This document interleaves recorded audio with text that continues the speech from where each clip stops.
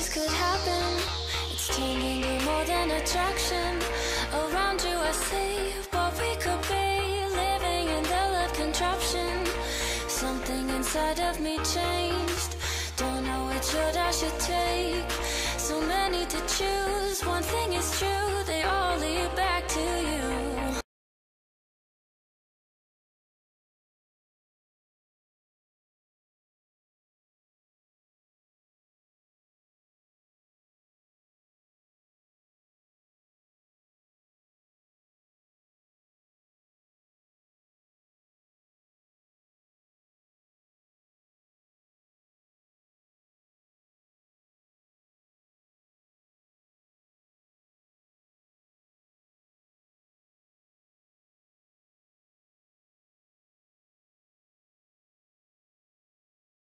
Radiant team ban.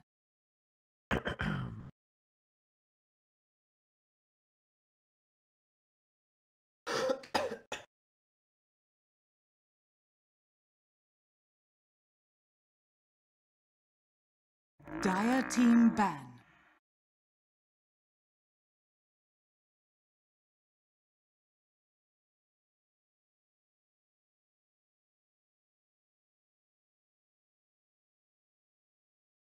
Radiant team ban.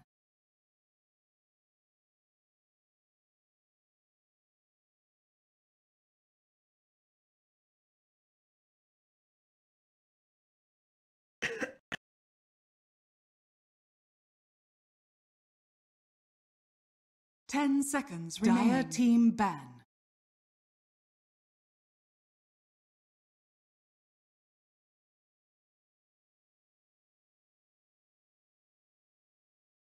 Radiant team ban. Hello and welcome back to the Bluez Cup, ladies and gentlemen. I'm Carmel, joined by Mr. Rockley, and tonight we're casting the tongue teasers, flying purple people eaters versus IR Fear. Okay, sorry, my voice is a bit husky there. I'm a bit sick. I blame Damien for that. 10 seconds. Oh yeah, you blame what? I haven't even seen you in like months. All the toxicity is actually giving me cancer here, Damien. Hey mate, salt does not give you cancer, so don't give me anything with that. This is your own fault. You can just blame not eating vegetables. Right, okay. Flying purple people eaters. We've casted them once before. I think I've got it down now. You think you got it? Flying purple people eaters. Yeah, it's a bit of a tongue twister there. I do see IOFIA banning the Ricky. 100% agree. 100% that hero is broken. I love it. Just ban that thing if you don't want to play it. Rockley's hero of choice right now, I assume. Oh yeah, definitely. I think I played Ricky maybe 10 games in a row on SA pubs or something stupid like that. Now you guys know what I mean about toxicity, right? You guys get me. You guys get me. Hey, stinky Ricky time, dude. That's the way you play Dota these days. Okay, and we said Underlord first pick. I'm surprised it's not banned. Super strong hero in the current meta, so I like the pick. Bans, and we see the first phase Razor ban also coming out from FPPE. So they kind of setting up for that good lane for Underlord. I kind of like this. Yeah, they are. Ban the Clockwork and the Dragon Knight as well. There are other options to like shut down the Underlord, but Razor generally can deal with him pretty well solo, so they get rid of that. Throw him into the lane. And there's a Shadow Demon pick. Is that even a hero in 2K18? I have not seen it. I haven't seen that hero in years. I want to see a Lestra come out with it, or Kunkka, like some good old like... Oh, Mirana.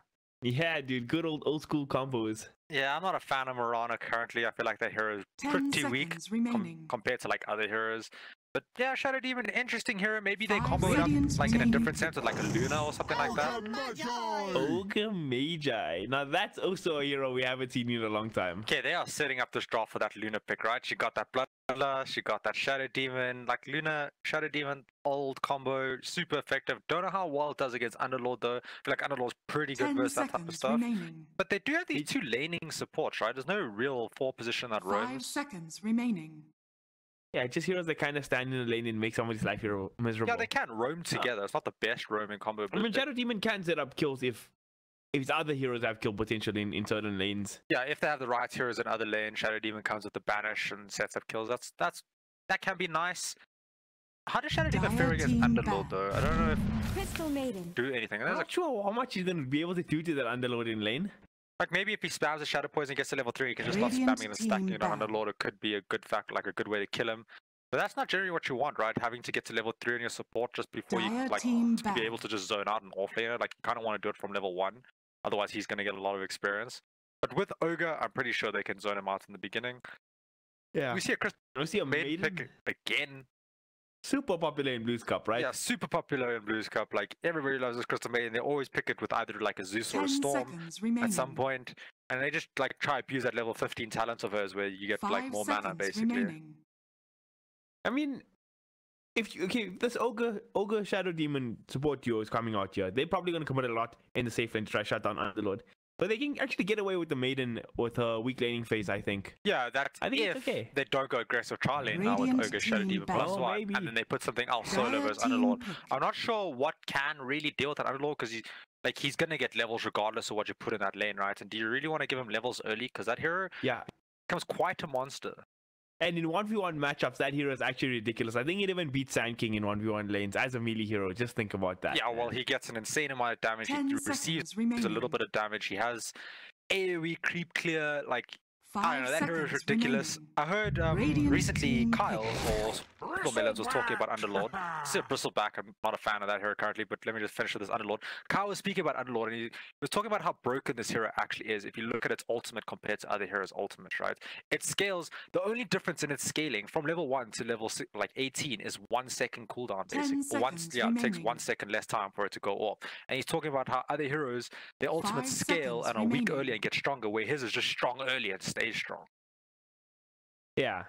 I mean, just in terms of what Underlord offers you in the draft, right? It's just so many things. He's got wave clear, which is super important. He has that split push capability, also important. It has like AoE disable. Yeah, He AoE got control, that strong laning presence. AoE damage, Yes. AoE He damage can reduction. build super utility for his team. He can he does a lot. Oh, and he gives Roshan control as well. Let's not forget that. Yeah, and his Firestorm works on Roshan. Like that's broken. You do see a Bristleback coming out from Eye of Fear, though. I do not like this hero. It's good versus Crystal Maiden, like in the lane, she can't really zone him out. But the thing is, like, one item and this hero is just, he just feels useless once you get like a Silver Edge or Spirit Vessel, right? He just becomes super squishy, super easy to take down, and doesn't really offer that much in teamfight. Doesn't offer much control. Only does a lot of damage if you focus him, but if you ignore him, doesn't do that much damage. So it's a hero that's been really popular in the Bluez Cup as well as this Bristleback. A hero we're both not a fan of. It's just, yeah, like there's Spirit Vessel now for him, the Silver's Edge for him. He's a like an offlane hero generally. He's generally played in offlane, but he requires a lot of farm, right, to be useful. Yeah, and also like in early game, like what does your Bristleback do for you when you're rotating? He has to just sit in that lane and keep applying pressure. He can't rotate, can't do anything in a team fight until he has those items. Like if they're diving other towers, if a Bristleback TPs in, nobody cares. You just ignore it, kill everyone else, and then just come to life. So it doesn't offer that much currently. Maybe they have a plan for him, like, if you do get ahead, though, and you have a Bristleback, and you're super far ahead, and you have a good pushing lineup, he can be that front liner for you, to tank everything while you take all the towers and stuff, so that's nice. But I feel like there's other heroes that accomplish that better, right? Like Underlord, for instance, he's super tanky, just like Bristleback, but offers a lot more in the team fights. Yeah, Underlord doesn't have the same, we're gonna chase this hero and kill him, and then after like 20 seconds later, you get a triple kill factor, Yeah, I guess. That shouldn't be happening, right? Everybody should know what Bristleback does. If he turns his back on you, just throw a stun, leave him, kill everyone else, I'll throw this back to you, okay? How many times have you casted Bristleback during this Bluez Cup? And almost every single time, he's got that like stupid double kill or triple kill in the lane. And it's really funny every time. Yeah, that is true. But, I don't think I've seen Bristleback win a game. Gotta clarify there. But there's always the kills in the laning phase when people underestimate him. Hey, well, if any of these players were watching our game last night between between League Pro and Sin 5, the one thing we all noticed, everybody had a magic wand. And it's really good with Bristleback, so get one. True. So they went with a troll warlord as they carry, not a traditional Shadow Demon carry right there. Yeah, it's not a Shadow Demon carry. Traditionally, there's not really good targets for him to banish. 10 seconds I don't know how I feel about that. I still feel remaining. like Luna would have definitely been the play. It does give you just that insane push. 5 your seconds Bloodlust to Luna remaining. with the Shadow Demon illusions, and you just take down towers. Your Bristleback just stands in front of the tower, so I have to get past him, and then like glaives are bouncing everywhere. Things just these die. two supports just die to glaives alone, right? Yeah, these supports die to glaives alone. Like Underlord is pretty good versus Luna, reduces a large amount of her damage, but he does the same thing against Troll as well. So you might as well compensate. Get that Luna. She has magic damage as well. Troll's all physical, so not too much of a fan. Yeah, and like Troll and Bristleback don't really combo up his cores either. But he does build a Silver Edge, like Troll can build a Silver Edge, which is pretty good versus Underlord, you know, given that solid potential on the Underlord. And there's a Tiny pickup, super popular. And we haven't seen Tiny much in the Bluez Cup, right? Like everybody just kind of ignores that hero, even though every other team in the world just spams it because it's just so good right now. And it also comes up really nice with AA. You have that amp damage from the Ice Vortex plus the Tiny. Yeah, it's just a large amount of damage. DPS. And Tiny can run around the map, just throw AA blast from anything on the map. As soon as it lands, Tiny goes in, throws his combo. Whoever that target is dead. Even the Bristleback, I'm sure, will probably die. As long as the Tiny manages to do the combo in the front of the Bristle. Radiant team pick. Story of playing against Bristleback right there.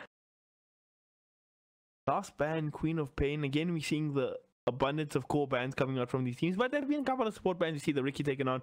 You see the Ricky's not a support. Dropster taken out. Ricky's a core. Is he a core? Yeah, he's a Rock Lee Pro he plays advice. Support. He plays in the support role, but plays as core. He does all the damage, carries everything. That hero, I love it. I don't know why. I just feel dirty when I play it, and it just makes me feel so good. Yeah, that's so funny. Okay, Fly Bubble people eat. You still struggling. Can't get the names. Black Bubble people need looking for their last pick and they go for a sniper. I like that pick. Sniper can build Silver Edge for the Bristleback. They don't really have any way to get on top of him, so he can just sit in the background, just blink away while your Tiny's in the front line, your Underlord's in the front line. So it's all nice. They don't have any supports that are good at saving him, but I don't think they'll need it because IRFA doesn't have anything to get on top. And that now explains why they banned the Queen of Pain, right? Because the Pain's one of those heroes that can get on top of him. Yeah, it's a good sniper game actually. Like, you can't just go ham. Yeah, and it's gonna be a safe lane Tiny. The timing also for FPPE. It's like pretty early game. Okay, no, it's not even an early game. Like, you can scale really well as well because you got this Tiny you can make a lot of things happen on the map once he has that blink dagger and you have the sniper as a big scaling core. Yeah, once they get like a certain amount of items on Underlord, Tiny, and Sniper, like it's going to be real hard for IRFA to actually take a fight because they do have like a very strong mid-game centric lineup, right, which just scales into the late game. Like the early game's not that strong. It's not bad, right? You got Tiny's really strong in the early game, so it's AA, but it's not like the strongest. But they scale really well, and they outscale IRFA, I feel, right here, real hard. Unless a Troll, Troll can build a Blink Dagger to get on top of the Sniper, but then Sniper builds a Hurricane Pike to get away from the Troll, and it becomes like a chase race. Let's see, IRFA, they have their last pick available. Gonna pick up their mid hero, so maybe they can find something maneuverable. Like a Storm. Storm wouldn't be too bad. I mean, he struggles in the laning phase against Sniper quite a lot, though. Yeah, he does struggle versus Sniper. But it would be a good pick because your heroes. That's interesting. Kunkka does have that like long range action to catch the Sniper, but if they don't manage to find the Sniper in the beginning of these fights, he's just going to dish out a large amount of damage on these 4 melee heroes and 1 range, which is Shadow Demon, which is not really a ranged hero, right? You don't really right click with that hero. So I prefer Flying Purple People Eaters Dropship. My gosh, it is actually so hard to say. Flying Purple People Eaters. Yeah. I got it. Yeah, you got it. That's what you said at the beginning. And then I messed it up. Feels bad, man. Yeah, I feel like it's a very balanced drop from FPPE. Alright, I still don't have it. But I like this Kunkka pick. I feel if Kunkka can go like ham enough and like one shot those 2 supports in the background, it could be good. Yeah, otherwise it's gonna be a hard game. IRFA's draft requires them to come out really well on the lane, right? They need those heroes to have items. If they fall behind at any stage, any of their heroes, they're just gonna like run out of steam real early. So the Kunkka's freaking Dota Plus is at level 7 with the hero, so he does like the hero a lot. He also, Kunkka is a hero that combos up with Shadow Demon as well, so... Yeah, they do have that, right? Shadow Demon can roam mid, banish, then you torrents into whatnot, and the person dies, so that's quite nice. And it looks like Sniper's going bottom, Tiny mid. What? No, there's no way, right? Sniper does have... Okay, he didn't get pool Tangos, whereas Tiny got pool Tangos. So yeah, it's a mid-Tiny with the Quelling Blade Start Shield versus Kunkka. That should be a Kunkka favored lane, right? Maybe not. Should it? I feel like both those heroes just trade farm like pretty easily.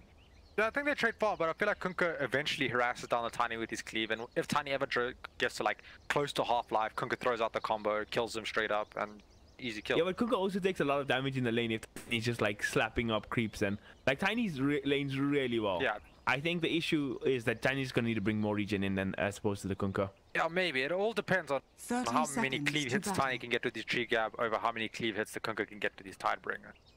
True. But it's the game of the Extra damage. Sniper, Crystal Maiden, A, bottom. That sounds like quite a tough lane for Bristleback, right? A is bonus damage, makes it super hard. You got the Crystal Maiden for the freeze, plus the slow. But he's not going to have a good time in this lane. Well, he shouldn't have a good time in this lane. Let me not say he's not. You never know what's going to happen. Oh, we learned our lesson of trying to predict Bluez Cup games, man. Yeah, we learned Not our the lesson. easiest thing to do. Anything can happen. And when we say anything, we mean anything. Kunka waving around his sword, using his taunt, blocking up the creeps. All the important things getting done, yeah. And mid, we have a Quelling Blade start shield on both mid laners. You know, they want to hit those creeps, have a good time, not get harassed. Not too much of a fan about Quelling Blade start shield so early on a mid laner, but could work out. I think Kunka is one hero that can get away with pulling that stunt though. Quelling Blade I agree with on a Kunkka, right? But start shield, does he really need it? Oh, and both of them missed the CS with the Quelling Blades. Feels bad, man. Yeah, and it's not like they're going to be getting direct hits from each other, right? So does that start shield really do that much for you? Yeah, I'm not, yeah, I get what you're saying. And we see the Bristleback bot, he's already on 190 HP, just getting zoned out completely. A real tough time versus Sniper, Crystal Maiden, and Air. And the opposite side, Underlord getting zoned out as well, but he has gotten some experience. A little bit more than Bristleback. In both teams fully committing to this, like, tri-lane here. Yeah, just shut down the off-laner and let the mids, like, play pretty even. Torrent coming out of Kunkka mid, misses. So I guess, like, the only lane... Like, which lane do you think is going to get the first blood here? Most likely bot? I think if Troll gets level 2 with his slow, they can kill. And first blood's coming Underlord. bottom, I called it. Alright. I was looking top, man. That's not fair. Blood, and it's Yeah, I already gave you an icing opportunity. over. Alright. You did ask me. You did ask me. So first blood onto the Bristleback bottom. That's a good start for the side of the Radiant. Yeah. Shutting down Bristleback. He just overstayed his welcome, right? He didn't have a salve, he had really low life. Crystal Maid, somehow 270 movement speed Crystal Maid getting caught up to Bristleback. And ends up getting the freeze and then a couple right clicks from Sniper and he just falls. Off lane. Underlord not having any easier time. He's gonna get banished now. Do they have another slow from the... No, they don't. Ogre has no more. Yeah, no more slow. And actually, Troll went for further level 2. He didn't take his nukes. Yeah, I don't feel like you need your nukes right at level 2 on Troll, especially when your Underlord's being zoned out by 2 supports. You have 2 supports in the lane, you shouldn't be really needed there to get the kill or to like zone him out. So you can get his fervor, This'll you come know, in farm handy. a little faster, whatnot. All's Gucci. I feel like, yeah, I think his only job here is to keep lane equilibrium. If he keeps lane equilibrium while he supports so not Underlord, he's doing a good job. Yeah, 100%. And the supports are like even diving and tower right now hitting this Underlord. They don't want to give him anything. Oh, Ogre has 3 clarities. He can afford to do that. Clarities, rather. Yeah, he's got 3 Mid clarities. lane, Spams coming on. But lane they're just throwing out spells against each other. Oh, but actually, Tiny gets the toss back. Not far enough, though. yeah, Tiny's got a bottle, so he should be fine. Kunkka's got boots, Tiny's got a bottle. This Tiny is coming out ahead in the CS though. He is 5 CS above the Kunkka, so a base And he went damage. for the maxing nukes build, so he doesn't have to come in order for the sustain. He got the bottle, and he's actually gonna get a kill here. If he has enough DPS, he's gonna throw the toss, and he gets it. You're about to say he's gonna throw the tree, yeah. Yeah, because I didn't think the toss was enough, but I messed it Dire's up. middle That tower feels is under bad. attack. Bad 88. He's getting a couple of spells thrown on him as well, but he'll be okay. And He'll he's gonna TP back to base now. Not really a fan of that TP back to base, right? He has all these items. He could have just like foregone getting a gloves of haste. I mean a giant bolt of strength or whatever, and just bring himself a salve and then stay in the lane and get experience and just like kind of trade regen with the supports. Let them waste all their mana on you. You just buy regen and you still get your levels. That's all you kind of need in Underlord in the early game, right? Is levels. You don't really need like farm and all that right now. Yeah, he catches up on farm really well. Once he has a couple of points in his nuke, he farms neutral camps really fast. He pushes out waves very well. Yeah. Yes, he's a good hero. And he becomes like really strong once he gets his level 3. Level 2 firestorm, you can just throw it down. The carry can't really stand in that, and you can just get experience. And he's almost there, so he's gonna have a great time. See, I'm gonna scout out the illusion rune for a tiny bottom. Kunkka's running for it. He's got the boots. This might be trouble. He's gonna get frozen up here. Dire's middle Maiden tower doesn't have a is point under in the feet, attack. but he's gonna commit to try to hit this Maiden. And if Lecky gets here, okay, he doesn't have any. Yeah, nukes Crystal Maiden available. used the frostbite already, so nothing for Kunkka to worry about. The tiny rotation. Tiny doesn't even have boots yet. It's still sitting in place, waiting on the courier. So nothing to worry about. He is a full level behind the Tiny though, so that's something to be concerned about. Tiny's gonna hit 6 before him. will have more kill potential on him. Bottom, bristleback doing bristleback thing, just trying to find levels. Same thing's happening just top. DC'd, unfortunately. He just DC'd. DC'd. Nobody EC doesn't want to pause wave, they over it. Okay, no, they pause now. There's the pause. You know, what is South African Dota without a pause now and then, or some sort of technical issue? Oh yeah, for sure, for sure.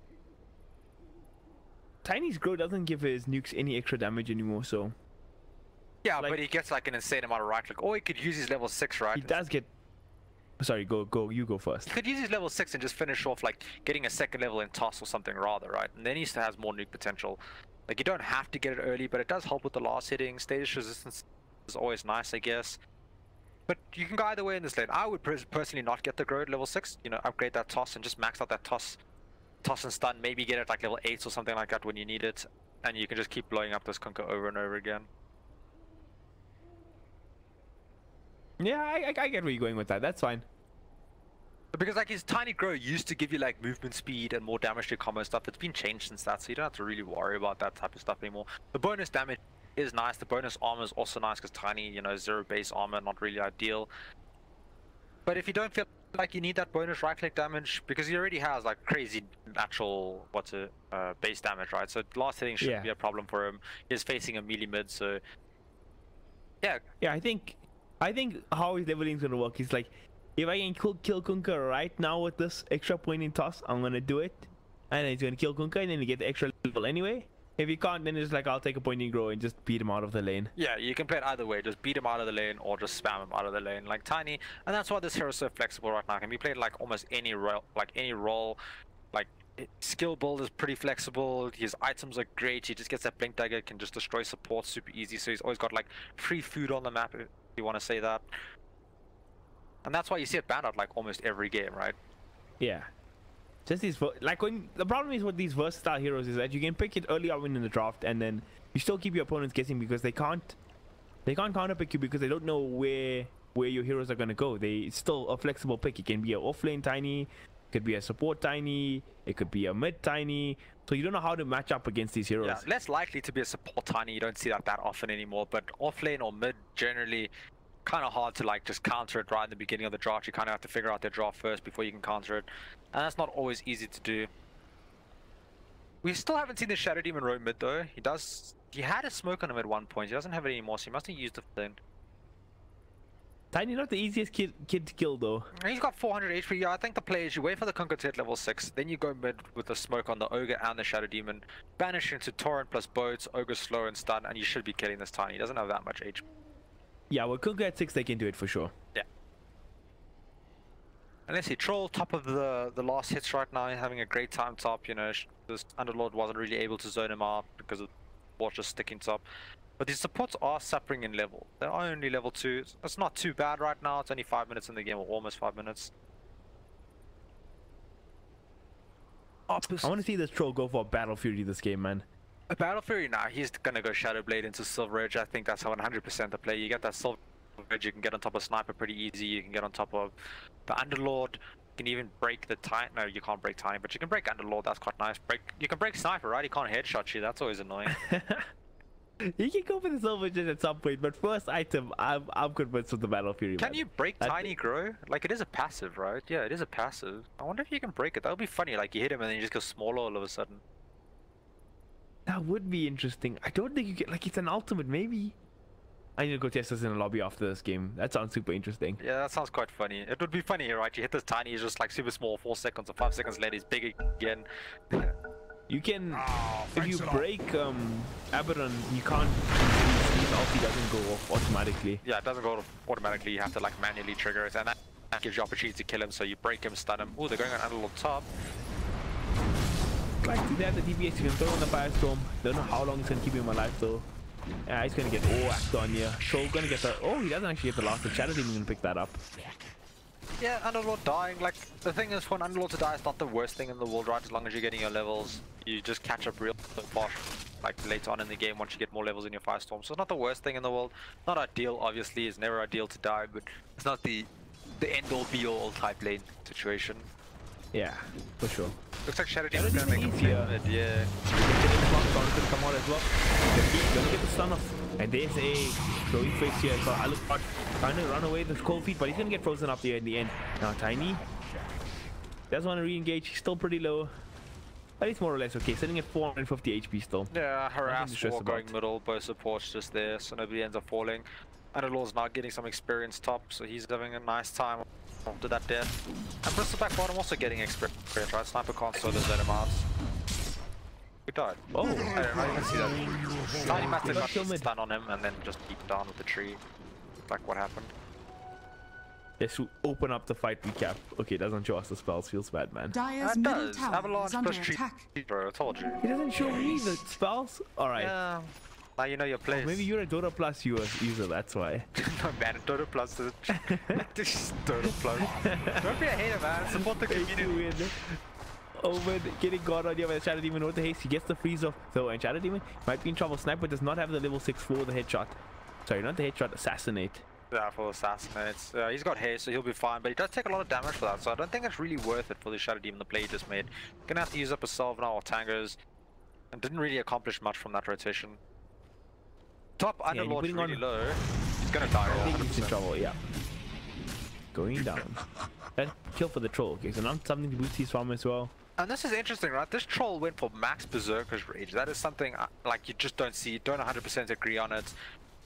I have never seen that actually. Yeah, like if you want to max something, you either max out your whirling axes or you max out your fever, right? Fever helps you farm faster, whirling axes gives you more kill potential. But you don't really max out your bash. It doesn't really do much.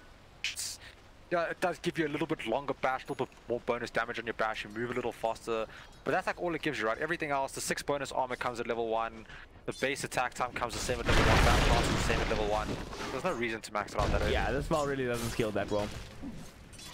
Alucard, he's trading up here with the Tiny. He can throw out the boat. Is it enough to keep him alive though? Actually, Flecky's gonna dodge the boat there. Dodges the boat, which is not ideal for Kunkka now. He needs to be real scared in this lane. Tiny's still got lots of life, has lots of nukes. And the Tiny's actually having a great time mid now. Kunkka's suffering quite heavily now. No, just getting harassed out by the bunch of spells that are getting thrown out. It's a hard lane for Kunkka now. Like Tiny has completely dominated it. Yeah, now it's like a pretty hard. And this Kunkka's gonna have to roam around the map, how many kills happen that way rather than try sitting mid unless he gets support rotations. Top lane, we see A coming to help out his Dyer's Underlord middle in tower the is top under of the map, attack. getting him some farm. Looks like Dyer wanted to turn this. They got the slow available onto the Ogre Magic. They just gotta get it onto 88 here. Yeah, looks like a Kunkka even making the rotation, but Tara's not on the mark. There's the stun though. Now Troll gonna pop the ultimate, trying to burst down Underlord, but he might actually go down here. Is he gonna go? He's gonna fall, and he falls before the Underlord in fact. So experience definitely in favor of the side of the Radiant here, and he's just gonna walk this off. Yeah, that's the scary thing Actually about hit these heroes Underlord. out. Throws that Firestorm on top of him and just starts fighting you because he just has so much damage from Atrophy Aura. Like if you get hit by that and sitting in the Firestorm, you're gonna fall pretty fast. You need to be careful about things like that. We have a level 3 Shadow And that's Demon the safe mid. lane carry going down with the mid lane rotating, so it's a lot of space for the side of the Radiant there. Yeah, that's a lot of space. We have a level 3 Shadow Demon with level 8 Tiny middle. Like this is really scary. You get caught out, you're in trouble. They didn't have the tree throw on, unfortunately. Yeah, he didn't have a tree picked up. But Tiny's having a good time. He's gonna get a nice early blink this game if he decides to go for that. I think that's definitely the play. You go on Tiny this game, get that blink, killing that Shadow Demon in the fights over and over again. Yeah, and when you got a big carry like Sniper, you can go for like that sort of. You can get away with going like a Blink Shadow Blade build. Yeah, you're not And just needed be for able that to- right click damage. You're there for that like super fast burst damage. Definitely, because I mean, Sniper's gonna be the one scaling, right? He's gonna be doing all the damage in the back lines. Yeah, Sniper's Dyer's As long as one middle position. tower they're is creating under space attack. in the front lines and keeping the tension away from Sniper, he'll be doing what he needs to do. Bristleback warming up his treads. Now he's going, looks like Treads Vanguard. Pretty classic build coming out of Bristleback. Probably will need to go hood this game. You know, you are facing a Tiny, lots of magic damage, Underlord, lots of magic damage, Crystal Maiden A, all just magic damage. So getting that hood will help him a lot. Might even be better to go for a hood early rather than the Vanguard first. Maiden and Ogre contesting here for the run, and Maiden might actually be in trouble. She throws off the slow. No stun available onto the Ogre Magic, but Bristleback's gonna start chasing down Omen. Yeah, He she's comes got out the from Omen, and calls. he's okay. He's got the Crackle boots. Yeah, he'll He just run runs it away. off. Sniper put the shrapnel down at 30% slow, so she just runs away. Real nice. If he didn't put that trapdoor down, I'm pretty sure that Bristleback could have chased it down with the bonus movements from his warpath. But yeah, Ogre versus Crystal Maiden. If you're Crystal Maiden getting caught up by Ogre, you just gotta run, right? You're a little girl facing a big scary man. Not really ideal. Two-headed, man. Now the smoke up is there from the Ogre. They want to make a rotation. Here comes the stun. Slow gets thrown on as well, but Kunka is too low. He's too scared to come back in. He used all these spells already. And Flecky, he just doesn't care. He's a tiny man. Yeah, and he got not a worry in the world. Oh, Bristleback falling to Crystal Maiden bottom. But the lane looks like Tiny's still going for this, and he bursts down Shadow Demon as well. Yeah, and he's got that regen in the bottle, so now he can just pop his regen, which he's gonna do soon. Get full mana, full life, and just stay in the lane, be all happy. Top lane Underworld starting to have a better time now. He's got his levels. Yeah, let's pick up the hard lane. Coming through. Ooh! It hits the troll. Oh, that Firestorm was just a little bit better placed and got 2 hits on this troll rather than 1. Might have seen him fall this lane. But unfortunately, that doesn't get the 2 hits from it, only gets 1 hit from it. Shadow Demon does banish him to try to stop a little bit of damage. But yeah, now troll is like really suffering in this lane, right? Underlord just dominates 1v1 lanes, especially now when he has level 7. Dire's But bottom I feel like if Troll's leveling was a bit attack. different, he could just like walk at this Underlord and start hitting him, right? No, I don't think so. Yeah, well, this Underlord only has level 1 atrophy aura, so probably right now. But if this Underlord gets more levels in it, Troll's damage is just really pitiful. He's going to be doing like 40 damage a hit. Underlord does have a stout shield which blocks 50%, like 18 damage every 50 chance. It just becomes real hard to actually hurt him. Uh-oh, mid lane, too quick, double again. Ice Blast will come through, not on the mark to Alucard. He might just be able to walk this off. Gets slowed up there by the Ice Vortex, but he finds a haste rune. Lucky Haste, I don't think they would have gotten that kill. Well, Tiny does have the mana for toss now, so maybe they would have been able to toss A or something at him. Would have finished him off. Bounty! He's making a rotation top with this haste. Really He's got no low HP though. Yeah, he needs to throw his combo out without actually going in, but he's got maxed out cleaves, so it's not... lively now. Okay, Your he X's admiral himself, is on TP back to board. base. He's gonna try heal up. He's got Buys himself. And he's going straight for that Crystallis, right? He's not going for any Dire's sort of like middle armors or tower anything like is that, under drums, attack. nothing. Just straight Crystallis. Not a fan. I feel like you do need something like at least a wand or something before you go for the crit build. Yeah, because if yeah, not a fan either. I feel like I don't know how do we explain that that's not a good item to go. The thing is, right, so his first problem is he's sitting in mid lane getting spammed out by Tiny, right? So you should be getting yourself like a 1 so you get those charges. It gives you HP regen and allows you to like instantly burst up health and mana so that you can keep spamming spells. So that's nice. You could go drums, that gives you more stats, so you're not just getting bursted by this Kunka combo. You're much faster on the field, you can run around, you're much more flexible, you don't have to like worry too much. Right now, with just Phase Boots, he's getting no stats, nothing. So he's just the base hero, right, that just hits harder. That's all he does. 100% agree.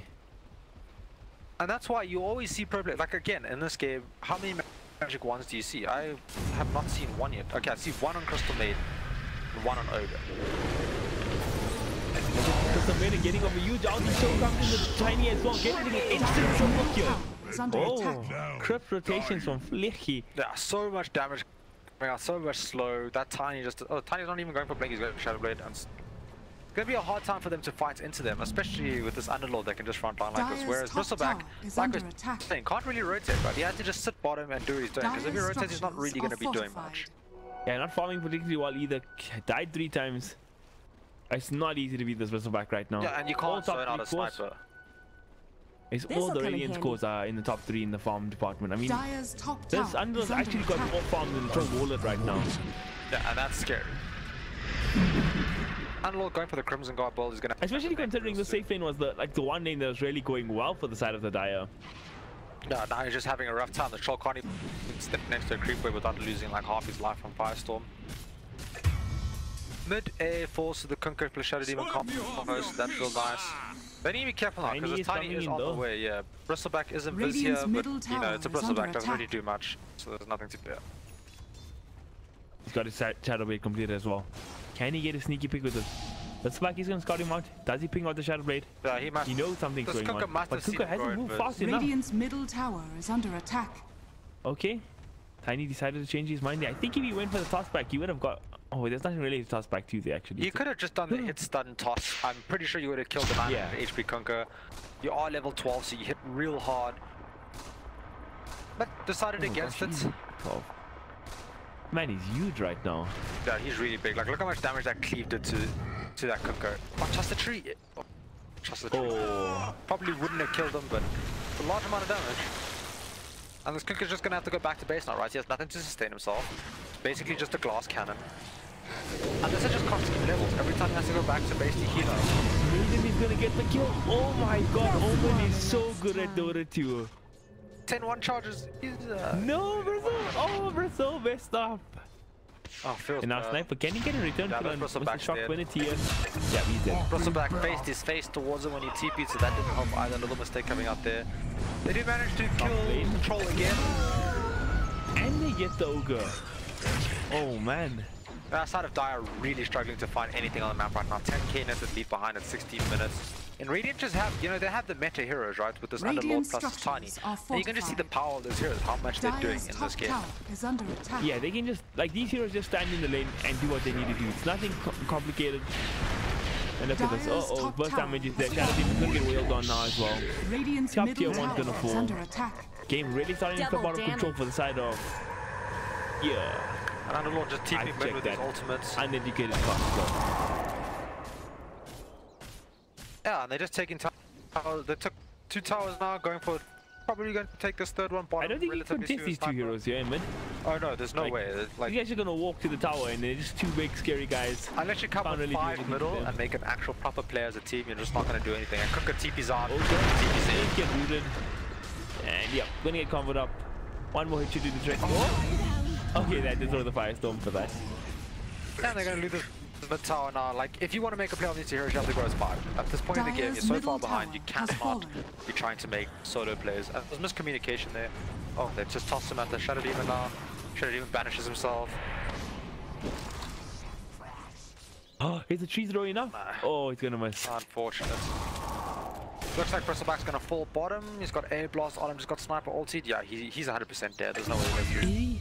Oh, he does go down. Quick math, Dire's sir. I middle know my tower is 10%. under attack. Is it 10%? good, Oh, man. it is 10%. Oh my god. Sniper's sitting at 3.5k gold now. He's actually been free farming Dire's despite bottom all the tower is tiny under skills he's attack. gotten. Sniper's still the top of net worth. That's how well Mr. Maybe has been farming. Yeah. LGD.maybe. Yeah, he had like nothing to worry about in like his lane, right? A Bristleback's not gonna kill you as a sniper. You can just sit there, farm, hit away, think away, and have a great time. And the rest of his team's making so much space for him that like it's an easy game for him. We're Kunkan, going for the second Crystallis now. Dire it's an are interesting scanning. build, right? You know, stack those Crystallises. Don't think I agree. But maybe he knows something we don't, right? Maybe if you get like 5 Datelesses or something, you just insta-win the game. Maybe. At some point. But the scary thing is, right, there's no stats, nothing like that. If he gets caught up by this time, he just dies every single time. Messed up the combo with the Anti-Crystal Maiden. Oh, they want to try and initiate some 5-man here. All these heroes gathered up. Pitlord has a mech as well. That looks like it's going to be a Tiny, he's going to go inverse, going to look for the pick off here. 4v5 Who doesn't fight. find? If he can find the Kunka, this will be a huge one. Sentry does got him on. He's going to get stunned up. He's got the status resistance, so he will not be stunned up for that long. And right now they're just bullying them out of this bottom lane, just running at them. There's not much they can really do about it. Nothing really happening though. Reed sees the Bristleback, but that's not the hole you want to go on. Yeah, Torrent off the mark. it's quite funny. They're all just throwing out spells, but like nobody's actually connecting with the spells or following them up. Yeah, so it's just Radiant's like top tower a is harass under wall that's attack. not really doing much. But at the Who's same gonna take time, it back? Troll is taking top tower, which is real nice on the side of the Dire. Does have his Shadow Blade, so he's relatively safe. Yeah, he's getting some split push action going on there. Getting something during the stalemate. Definitely a win for Side of Radiant's the top Dire. tower is falling. But Lord gets a 2-man route, but where's the follow-up? 4 heroes gathering up here, stun comes out onto the custom main and both gonna follow. Easily enough, Maiden gonna take a lot of damage, but Tiny still doing what he needs to do. A is not coming to connecting on 2 heroes. Tiny, can he survive? He's taking down those. Stun from Oka is there, but 3-4 heroes make it gonna drop. Radiant A structures huge Crystal are Maiden ulti fortified. coming out, survives at the Glimmer Cave, just kills everyone. Tiny has an insane amount of damage. Unfortunately, he does fall, but you know, Dire's a bottom 1 for 4 tower trade, is he'll under take that any attack. day of the week. Definitely. Dire's structures Definitely. are fortified. Gotta iterate that definitely. Yeah. So Stroller did get like half of the tier 2 HP top lane as well, so he did a This'll decent come amount of in split push. But his bottom lane really under Dire's threat right now. bottom tower Yeah, this is But bottom he under picked up by attack. the split load.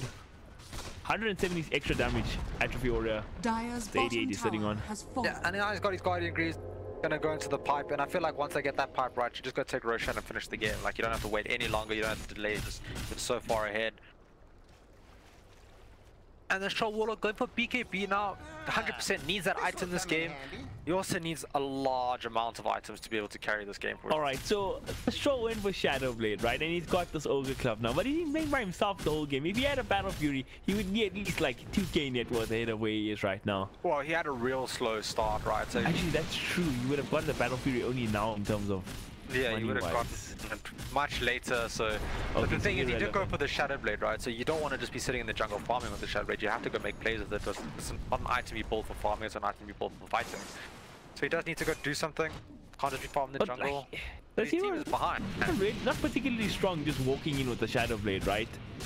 Well, if you have the right things, right, like a Bloodlust on you and then like an Ogre Stun to follow up, you can like kill a hero like real quickly. You can kill the Sniper, this Crystal Maiden if you catch them, but Underlord probably not going to do much against him. Tiny, he'll probably just combo you and you'll die because you only have 1100 HP. So it's a pretty hard game for him. They catch him in the scan. AA Block's gonna come out not on the money though. I don't know why they come into the AA Block so far, but a little late.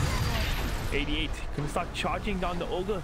He has the DD rune doing a considerable amount of damage. AA and Tiny gonna wrap around from the backside. There we go. Sun gets thrown out. Burst damage is there. Ogre gonna be forced on the fall, and now they transfer A onto the Shadow Demon. Shadow Demon forced to go banish onto the Ancient Apparition. Can he make it out of this? He's juicy. Oh, he walked into the tree for some reason, and he's gonna go down. Double kill for the Tiny. I don't think he was gonna get out of that regardless. And now they find more. Bristleback walking up the high ground. Manly man. And Troll War coming in, and there we go. He's trying to make the pick of the Shadow Blade. He's trying to burst on A, but no lucky bashes. Gets him in the rage mode. Trying to burst on A. One more right click, shoot to the top by Tiny. He's on a triple kill right now. So Troll War, he's got the sniper ulti on him. Can he dodge it? No, he can't. He's gonna go down. Damn. 2 for 3 trade right now. Looks like they might catch this Bristleback. Tiny's gonna throw out the stun. Oh, Tiny gets up the. Oh, doesn't get the. Oh no, he didn't. Feels bad, man. Feels bad, man. I feel like the Tiny's just gonna go for a Silver Edge or something now. Okay, no. Now they're gonna get the Bristleback. Yeah, he's 100% dead. There's like almost no way he survives this. 88 though, he's getting stabbed up in the tower. Can they change aggro fast enough? Yeah, they do, but he's taking from the Ogre damage. He's got 23 HP He's gonna regen keep in you a out. second. He has nothing to worry about. It was pretty close, man. It was pretty close. It was close, but you know, nothing to worry about. It's just that little thing, super tanky. And now they're taking another tier 2 tower mid. They're probably going to rotate top, take the tier 2 tower top where Crystal Maiden is, and then, you know, just control the map. And they get Oh my gosh. Sniper just aimed at FP, but now he's going to get gone. Getting stunned up here by the boat plus automatic stun combo, and he's going to go down. But yeah, Tiny still doing Tiny things, smashing these heroes up, but he's getting caught in the torrent here. Can he make it out? Regeneration. He's okay. No, he's okay. You know, 2,400 HP. Tanky hero. Crystal Maiden does fall top solo to the Troll Warlord, so that's always nice. Extra gold for him. Almost got his BKB. He really needs that item for this game. This Bristleback. Shadow Blade is paying value. The Bristleback's only got a Vanguard. Like, not really what you want on a Bristleback at this stage of the game. Man, this hero's doing nothing right now. And I'm not blaming you, Mr. Shockfinity, man. It's just your hero sucks. He doesn't do anything for you, and you fall behind, you can't do anything. I don't know, man. I don't know. I'm not envy this Bristleback And his next item, right, he's going hard. So he's going to be super tanky, but he doesn't do anything. So, like, you just ignore it. And, like, you have what? What is he have? 4,500 net worth on the field that just does nothing when you're already 16k behind. So it's more like 20k behind because you just have this hero that just does nothing. Yeah, that's pretty rough. Kunka, he does have 2 Crystallises going for BKB up next. Yeah, super interesting build. Not a fan. I'm not sure how the interaction works between the percentages. I'm pretty sure you get more chance to crit, but it's not a 40% more chance to crit. Definitely doesn't work that way.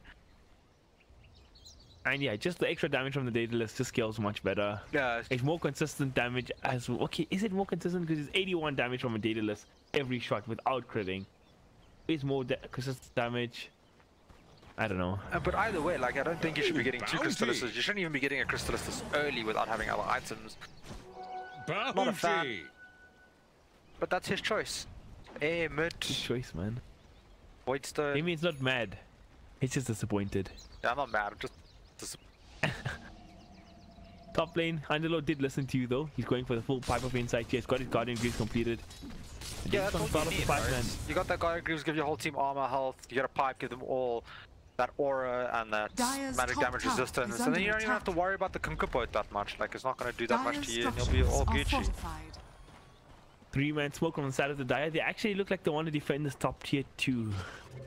Shockingly, the side of Radiant are showing respect and backing away. Yeah, they're backing away. They Gold don't have has their whole team completed. there. There's only 3 there. 10-second BKB. He's gonna walk up the high ground. Can he find the sniper here? He might just do it. He's gonna get some actions. No, the Yusef comes up from A. Did he get the cold beat off as well? No, he didn't. But now the BKB gets popped. They're gonna wheel onto the ancient apparition. Ancient apparition gonna go down to the slow water, but in the back lines, maybe putting out the damage, killing the shadow demon off. Torrent comes up, catching onto 2 heroes. Ogre kiting up Tiny as well. Can these guys catch any more heroes? They're gonna try. Ogre, sorry, Bristleback sticking around a little longer than he should have.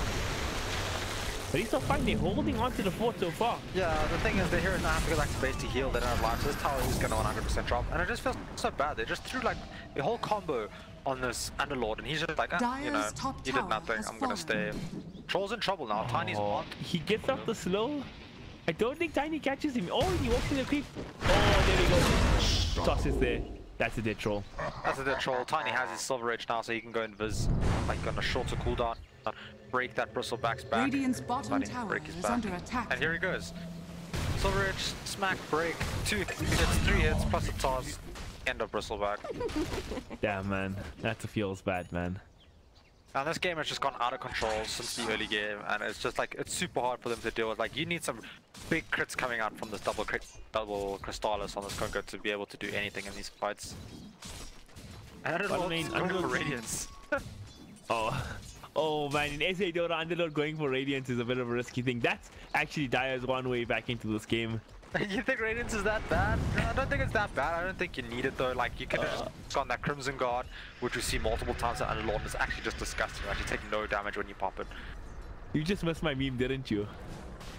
No, yeah, You I know the did. classic RDK, Oh, the League Pro! get it to Brim, yeah. Yeah, I got it. Gotta make fun of other teams now and then, you know? For sure, dude. What is Dota without The shading? side of Radiant is taking Rosh right now, you know, the sniper that ages.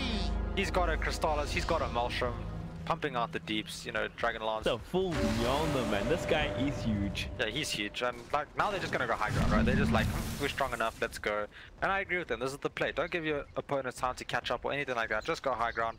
You have that Underlord. He's got his pipe everyone up. Hit that tower with the sniper. You can just slow siege it if you want. You can dive if you want, and Ogre getting caught out.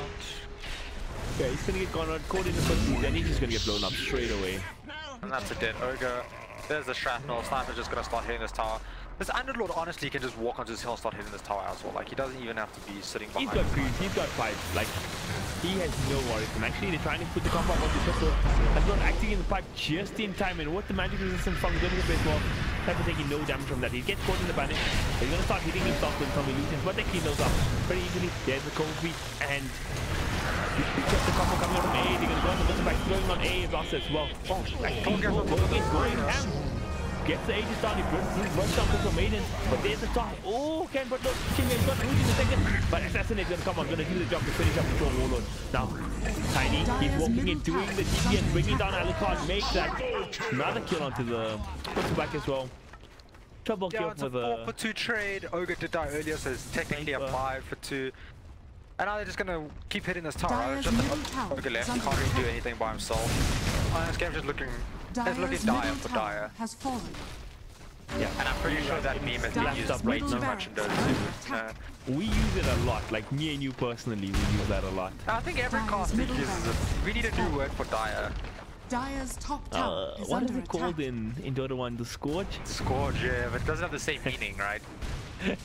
It's a Scourge situation for the Dire. Okay, it's a Dire situation for the Scourge.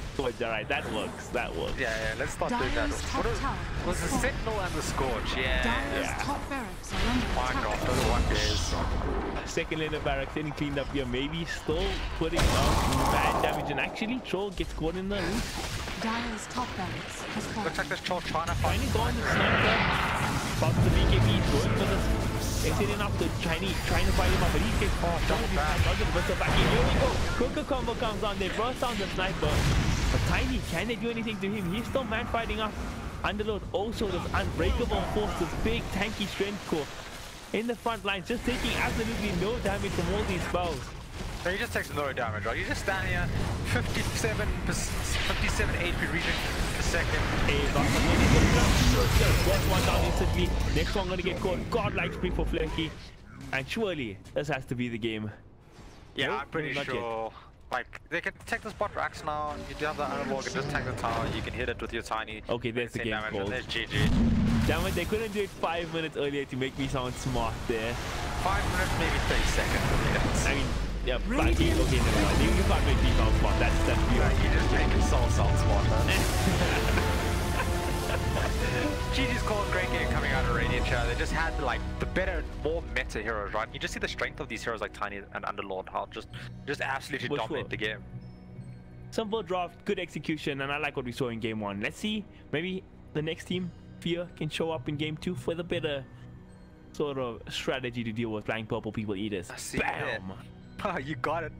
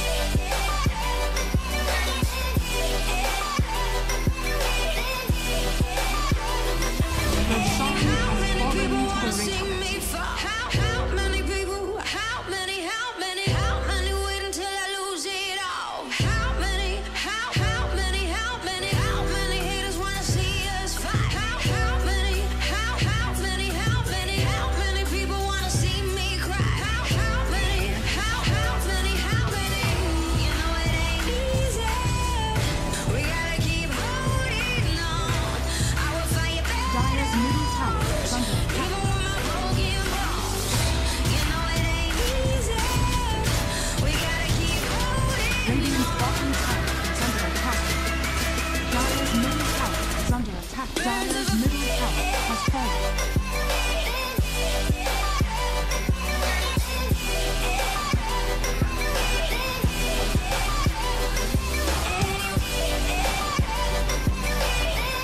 Radiant's bottom tower is under attack.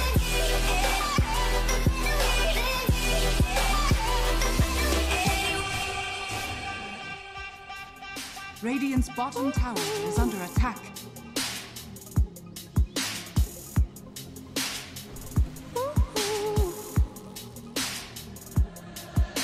I don't go chasing miracles, no. That's not how my story goes. You could be my hero before I let you go. A golden thread.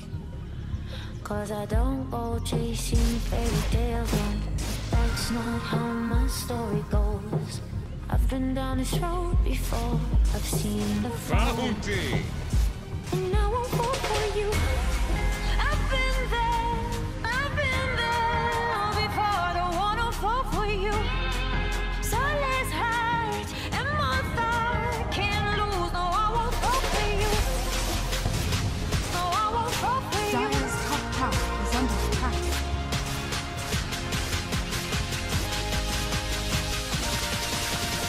And I won't fall for you. Dire's top tower has fallen.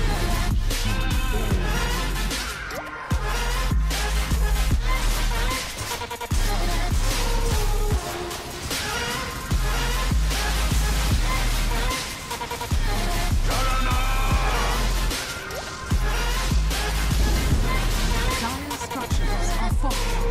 I don't get lost in fantasy. That's not how my story goes. Every time I've let you in, you've let me down. I know people who say that it's magical, no. That's just how their story goes. Tell me if I let you in, will it be my fault? No, I won't fall for you. I've been there before. I don't wanna fall for you. So let's hide, and my thought can't lose. No, I won't fall for you. No, I won't fall for you.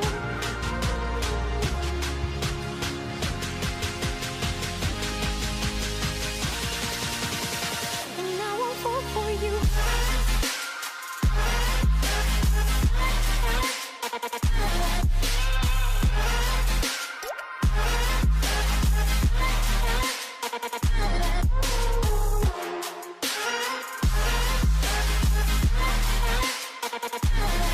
5 seconds remaining. Dire team back. I've been there before. I don't wanna fall for you. So let's hide, and my thought can't lose. No, I won't fall for you. 10 No, I seconds won't fall remaining. for you. Radiant team back.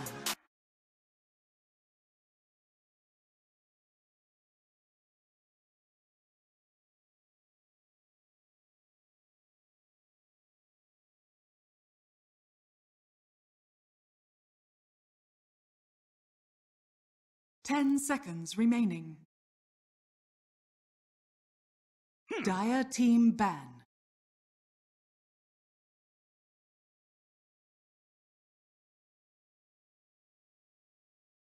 Radiant team ban.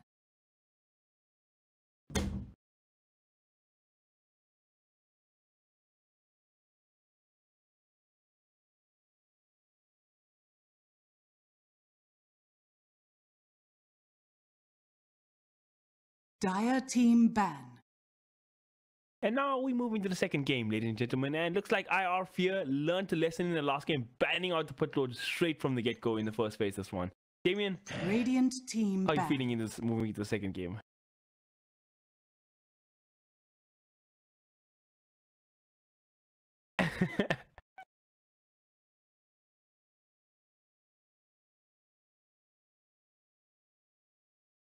Yeah.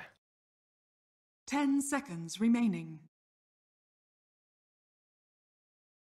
5 seconds Dire team pick.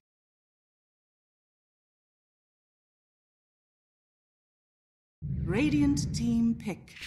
Mereska has arrived. I mean, arguably, Crystal Maiden was the catalyst enable the rest of the draft, you know? The catalyst. Yeah, if you want to look at it that way, I feel like she was just an LT that got let off in the fights that just 10 was on for seconds too long. remaining. Nobody stunned her, and she was an aura. But other than that, I know Maid is not the most 5 loved hero right seconds now, remaining. but if her lane is not Radiant getting team pressured, pick. she makes everybody else's laning stage much easier with her mana aura. yeah, that is true. If you don't pressure her, she does offer a lot. So they take her out. And an Earth Spirit pick. My gosh. Do they have an Earth Spirit play? Because this is not an easy hero to play. Not easy to play effectively, actually.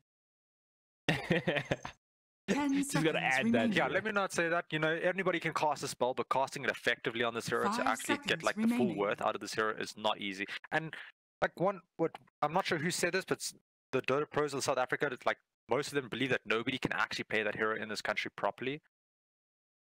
Yeah, it's Dire been said a couple team of times. I can't remember who exactly said that, but I've heard it from more than one pro in SA. Yeah, definitely. It's a very high skill cap hero, like super high. Like you need to be like a Jerax or something to play this hero like just super well. I don't know. I don't know how I feel about it. I don't know. Maybe they have a 10 God Earth Spirit player on their seconds team. Maybe remaining. Jerax is standing in. Who knows? If that happens, I'll praise that player. 5 seconds Aye, remaining. fair enough. You see, Flying Purple People Eaters going with the more popular pick at the moment, the Dark Willow. That hero, man, it's so much damage coming out of his support, right? It doesn't even really need items to do that damage. It just needs levels. So really good pick. It does have its weaknesses though. It is super squishy. Earth Spirit is actually good against her because you can stun her in a like Shadow Realm. You can silence her so you can't cast spells. And Lifestealer, she can't really do much to Lifestealer. So I like the pick. Not so good this game if they manage to play this Earth Spirit effectively. But yeah, strong hero, pretty decent in the lanes, and just offers way too much control and way too much damage in the early game. Yeah, Dark Willow is really strong right now. I Radiant think like team it's back. laning presence can also get like underrated at times. It has such a good like right click as her base attack time is one of the best in the game. She can out right click a Shadow Shaman with a null talisman just because she has such a good base attack time. And Shadow Shaman starts with like 72 damage, right? Yeah, definitely. And then 10 they pick up the Winter seconds Wyvern, so this is remaining. either a 3 or 4 position Dark Dire Willow. team Maybe back. a mid. You don't really see that often, but you know, it can happen. Just Winter gotta- Wyvern, how do you feel about that pick? I'm not really too much of a fan against Lifestealer Earth Spirit, right? Because Earth Spirit, if he Radiant silences you, team stuns you, back. you're kind of useless. Lifestealer pops Rage, you have to cast your ulti on the Lifestealer, then otherwise it's not going to affect him. I mean, firstly, shout out to my boy D2 Bowie teaching me the base attack time of Dark Willow. And secondly, Winter Wyvern. I feel like I don't like Winter Wyvern, man. I'm not a fan of the hero right now. It used to be 10 seconds like the end all remaining. and be all of like zoning supports, but his Q got nerfed so many 5 times. seconds He split the remaining. blast. He's still a pretty good spell to like push out waves and stuff, but I feel like this hero just doesn't provide enough as a hero. Yeah, I feel like Winter Wyvern has its place, right? It's not like a hero that you pick in the first 2 or something. It's something you pick in response to the enemy draft to like help you out, especially if they have like lots of minions or Beastmaster, you know, some sort of aura draft or something like that. Then it's pretty decent. But in a game like this, picking in the first 2, not too much of a fan. Yeah, I agree with that completely. Like I feel Dire like it team can back. have a place, like you said, like against a Beastmaster, against a Lycan. If there's something you specifically want to counter, you Radiant can see a Winter team Wyvern. But it's not a strong enough hero to be like, you know what, guys, I'm gonna first phase a Winter Wyvern. It's not like a Lifestealer or like a Dark Willow, for example. Yeah, Lifestealer, you know, you first pick a Lifestealer because you have a specific game plan in mind. You want a strong lane. It's a pretty good hero, pretty popular right now in the meta. So nice hero. Preferring IR Fear's draft here in the 10 beginning, seconds remaining. dependence on if they can play that Earth Spirit, right? If you can't play that Earth Spirit, this draft doesn't seem that good. 5 But if you can play it, seconds remaining. you're good on it, then this draft can be monstrous, right? You got that vehicle for the Lifestealer. It's super good versus Dark Willow. Winter Wyvern does a large amount of damage if you get your spells off. Lots of control. I like the hero. I just don't know how well players can play it. Yeah, 100% agree with that analysis of the opening to Earth Spirit Lifestealer combo. The way you spoke about it, Dire it's quite team inspiring, Mr. Kokastra. I'm impressed. And we got You the get Shadow you get your Shaman. other casters, man. Stamp of approval there. Shadow Shaman, so it's 4 position Earth Spirit. That's pretty, you know that's gonna happen. 5 position Shadow Shaman. So they got some tower push now. Lots, very strong lane, right? Lifestealer Shadow Shaman. You can keep someone controlled forever. Lifestealer just whacks away. 10 seconds remaining. Lots of base damage coming out of Shadow Shaman. So, like the hero, offers a lot of push. If you get 5 your levels, seconds you can just start remaining. taking towers real easy. Yeah, I also like this pick a lot. I mean, also, that kind of, it's fallen off, right? This was a super popular support like a couple of months ago. Not so popular anymore, but I feel like Shadow Shaman still serves the same purpose, right? It's a support that pushes towers, strong in certain lanes, and just a lot of lockdown for all these sort of maneuverable heroes like this Dark Willow. Yeah, and you can play like very sneakily on the map, right? Just push up waves with your Q constantly, get your levels, and if they take a team fight somewhere else on the map, you just put your snakes down and take a tower. And there's an Enigma pick. Whoa. All right. They do have a lot of range control, right, for Enigma. They got the Earth Spirit, he's got 2 ways to stop Black Hole. You got Shadow Shaman, who also has 2 ways to stop the Black Hole. But he's going to be having to get a BKB or something, or catch both these 10 supports in these Black Hole to just stop opponents from getting it. But they do have that Winter Wyvern Enigma combo, right? You 5 Winter Wyvern seconds ulti, remaining. everybody gathers into one spot, hitting somebody, and then you just throw the Black Hole on top of it. If you manage to get that combo up, I can see that doing an insane amount of damage. Like a next level Naga plus Enigma strat. That's kind of following what Leapro did, right, in that first game, is that double bubble trouble. AoE ultimates. I prefer Leapfro's draft though, you know, they had much better AoE spells. Enigma's a very good hero, right? But I don't like it picked so early on. I feel like you pick it later stages in the draft where you know. Like, I feel like Lifestealer Shadow Shaman can actually kill this Enigma in the lane, which becomes the problem. Yeah, if they manage to get on top of him, right? Otherwise, the Enigma just sits there, denies creeps constantly with these Eidolons, farms with Eidolons, and farms the jungle with these Eidolons as well. And just has a great time. But if you manage to get on top of him with that Shaman, you sheep him up, and then you shackle, and Lifestealer gets it and hits him, Enigma's in quite a bit of trouble, and that's like God. But it's still a lot of work to get the kill. Counter this Enigma. I don't really feel like you have to counter this Enigma. I think you have enough for him at this stage. Maybe just pick some like hero that has some sort of disable through BKB just in case. And pick up an Abaddon. Pretty decent versus Dark Willow. Can take off like both her stuns, her roots, and her time stun. I have no idea what it's called. I can't remember. Cursed Crown. Cursed Crown. Like, what a silly name. Why don't they just call it 4-second stun, you know? Make Dota simple. 4 seconds stun. That's fine. This Abaddon pick. I kind of like it this game. Yeah, it's really good like this game. Yeah, it is. Versus Willow. Other than that, it's okay. You know, you can help out whoever gets Winter Wyvern ulti, just throw shield on them and they won't die as fast, so that's quite nice. I'm still trying to figure out whether I like this Abaddon pick or not. Like, I feel like they got this 2 tanky frontliners, Lifestealer, Abaddon. They're just gonna run in and just like do stuff, and there's not much thankful people eaters can do about that. This Abaddon pick though, like before he hits level 6, if he's facing a Dark Willow Winter Wyvern PA lane, he's going to have a real tough time, right? He overextends for 1 second, Dagger's going to come out with Cursed Crown and Bramble Maze, Winter Wyvern slow, and they're just going to beat him down. Not really much they can do about that. All that Dark Willow has to do is just wait for the shield to come up before she throws any of her spells. That comes out, everything is all Gucci, they should get that kill. On the other side, Enigma, he also has to worry about being rolled on by the Earth Spirit, stunned by Shadow Shaman, and then Lifestealer beating him. Both offlaners might have a bit of a difficult time in lane, but I feel like Enigma's going to get a lot more in the lane, right? So he can deny creeps and force the lane to push under his tower constantly, so he can get some experience on farm. Yeah, and the thing about Enigma is Enigma has a fallback mechanism. He can just go and farm jungle creeps, right? Abaddon doesn't have that luxury, and if he gets shut down in laning phase, it's super hard to come back with him. Yeah, gone are the days of Iron Talon jungling, so can't really do that anymore. Alchemist. So this is a mid Alchemist, probably could be a mid PA, but it's probably a mid Alchemist. That hero, I don't know how I feel right now about that hero in the meta. I haven't seen a lot of it. I do know he gets a lot of gold from bounty runes. Everybody knows that part. Lots of. When is the last time you've seen an Alchemist, by the way? Oh, dude. When was the last time Alchemist was a popular meta pick? Because that's when I last saw it. It's been about. It's been a really long time. Yeah, it's been a long time. I mean, D2 Bowie made a video about the Alchemist, how we can get like spam farm with the bounty ruins. And it's basically you just sit in the jungle and pick up bounty ruins for like the first 20 minutes of the game. Was not impressed with that video. No flame to D2 Bowie, but like I don't want my pubs to be ruined, if you know what I mean. If you're playing SA pubs, they're already ruined. Don't bother. And there's a Pugna pick, so lots of push coming out of IR here, right? They got Shadow Shaman, wards, they got Pugna Blast, Abaddon, when he hits towers, applies his Curse of Avernus on it, so lifesteal attacks faster. They can take down towers real fast. They can take down Roche pretty decently as well with these heroes. If we see an aggressive tri lane come out from IR Fear, this Lifestealer, Shadow Shaman, Earthspur, do you think it beats the PA, White Survivor, and Dark Willow lane? I don't feel like it's worth it to do that.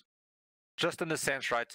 You can't really determine how that lane's going to go. It's all going to be based off who plays better.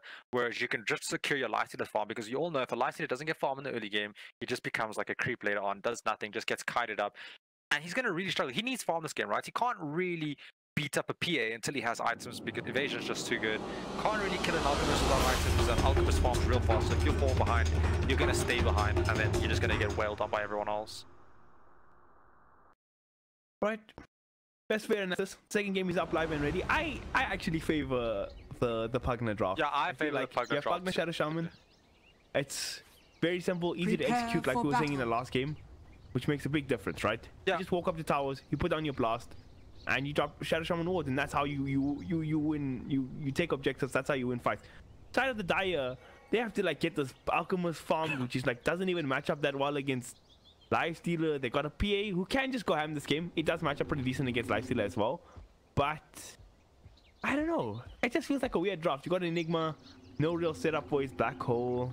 Yeah, I feel like the side of the Radiant, right? So if they get this Lifestealer decent time in the early stage, gets his phase boots or treads up and gets an armlet pretty early, and then they just start 5-manning down towers, right? You got the Pugna, you got the Shadow Shaman, Abaddon, and you just start 5-manning down towers, take map control, and kind of just shut the map out from Alchemist and PS, so they can't actually just farm anywhere they want. You can just win this game pretty easily off that, you know. Take control of the map, take all the towers real early, 20 minutes or so comes, you take Roshan, and then you just go high ground, and there's no way they can fight into you. Like, PA needs items to farm to deal damage, Alchemist needs a lot of farm, Enigma also needs farm, so the draft is very greedy. Like, Dark Willow needs levels, Winter Wyvern needs levels, so if you can take advantage of the greed and just like put so much pressure on the map and not fall behind in the laning stages, you can come out far ahead in this game and just kind of finish it off real early. But if this game goes even and they don't push down towers, and 20 minutes later nobody's pushing down a large amount of towers and this PA gets items, Alchemist has items, it just becomes impossible for Radiant. The game's up live and ready. Both teams trading bounty runes pretty evenly. Cool fact to know, when you pick up, if one of your partners pick up the bounty runes, Alchemist still does get the bonus gold with Grievo's Greed at the start. Yeah, he gets a large amount of gold. He's already sitting with 287 gold. Chilling, you know. But Alchemist was Pugna. I feel like Pugna should come out far ahead in this lane, right? He should be right-clicking. Pugna is a strong laner against most heroes, and when you're playing against a weak laner like Alchemist, Pugna can just go ham. Yeah, this Pugna should just be right-clicking this Alchemist constantly, right? He's like standing and watching this Alchemist on his side. He should just be right-click. Like, don't even bother hitting creeps, just right-click him. Throw one blast. Rasta coming in, putting on the damage to Alchemist. And that's what you do. You just keep right-clicking him over and over again. Like, don't go for denies or anything like that. Just right-click him over and over again.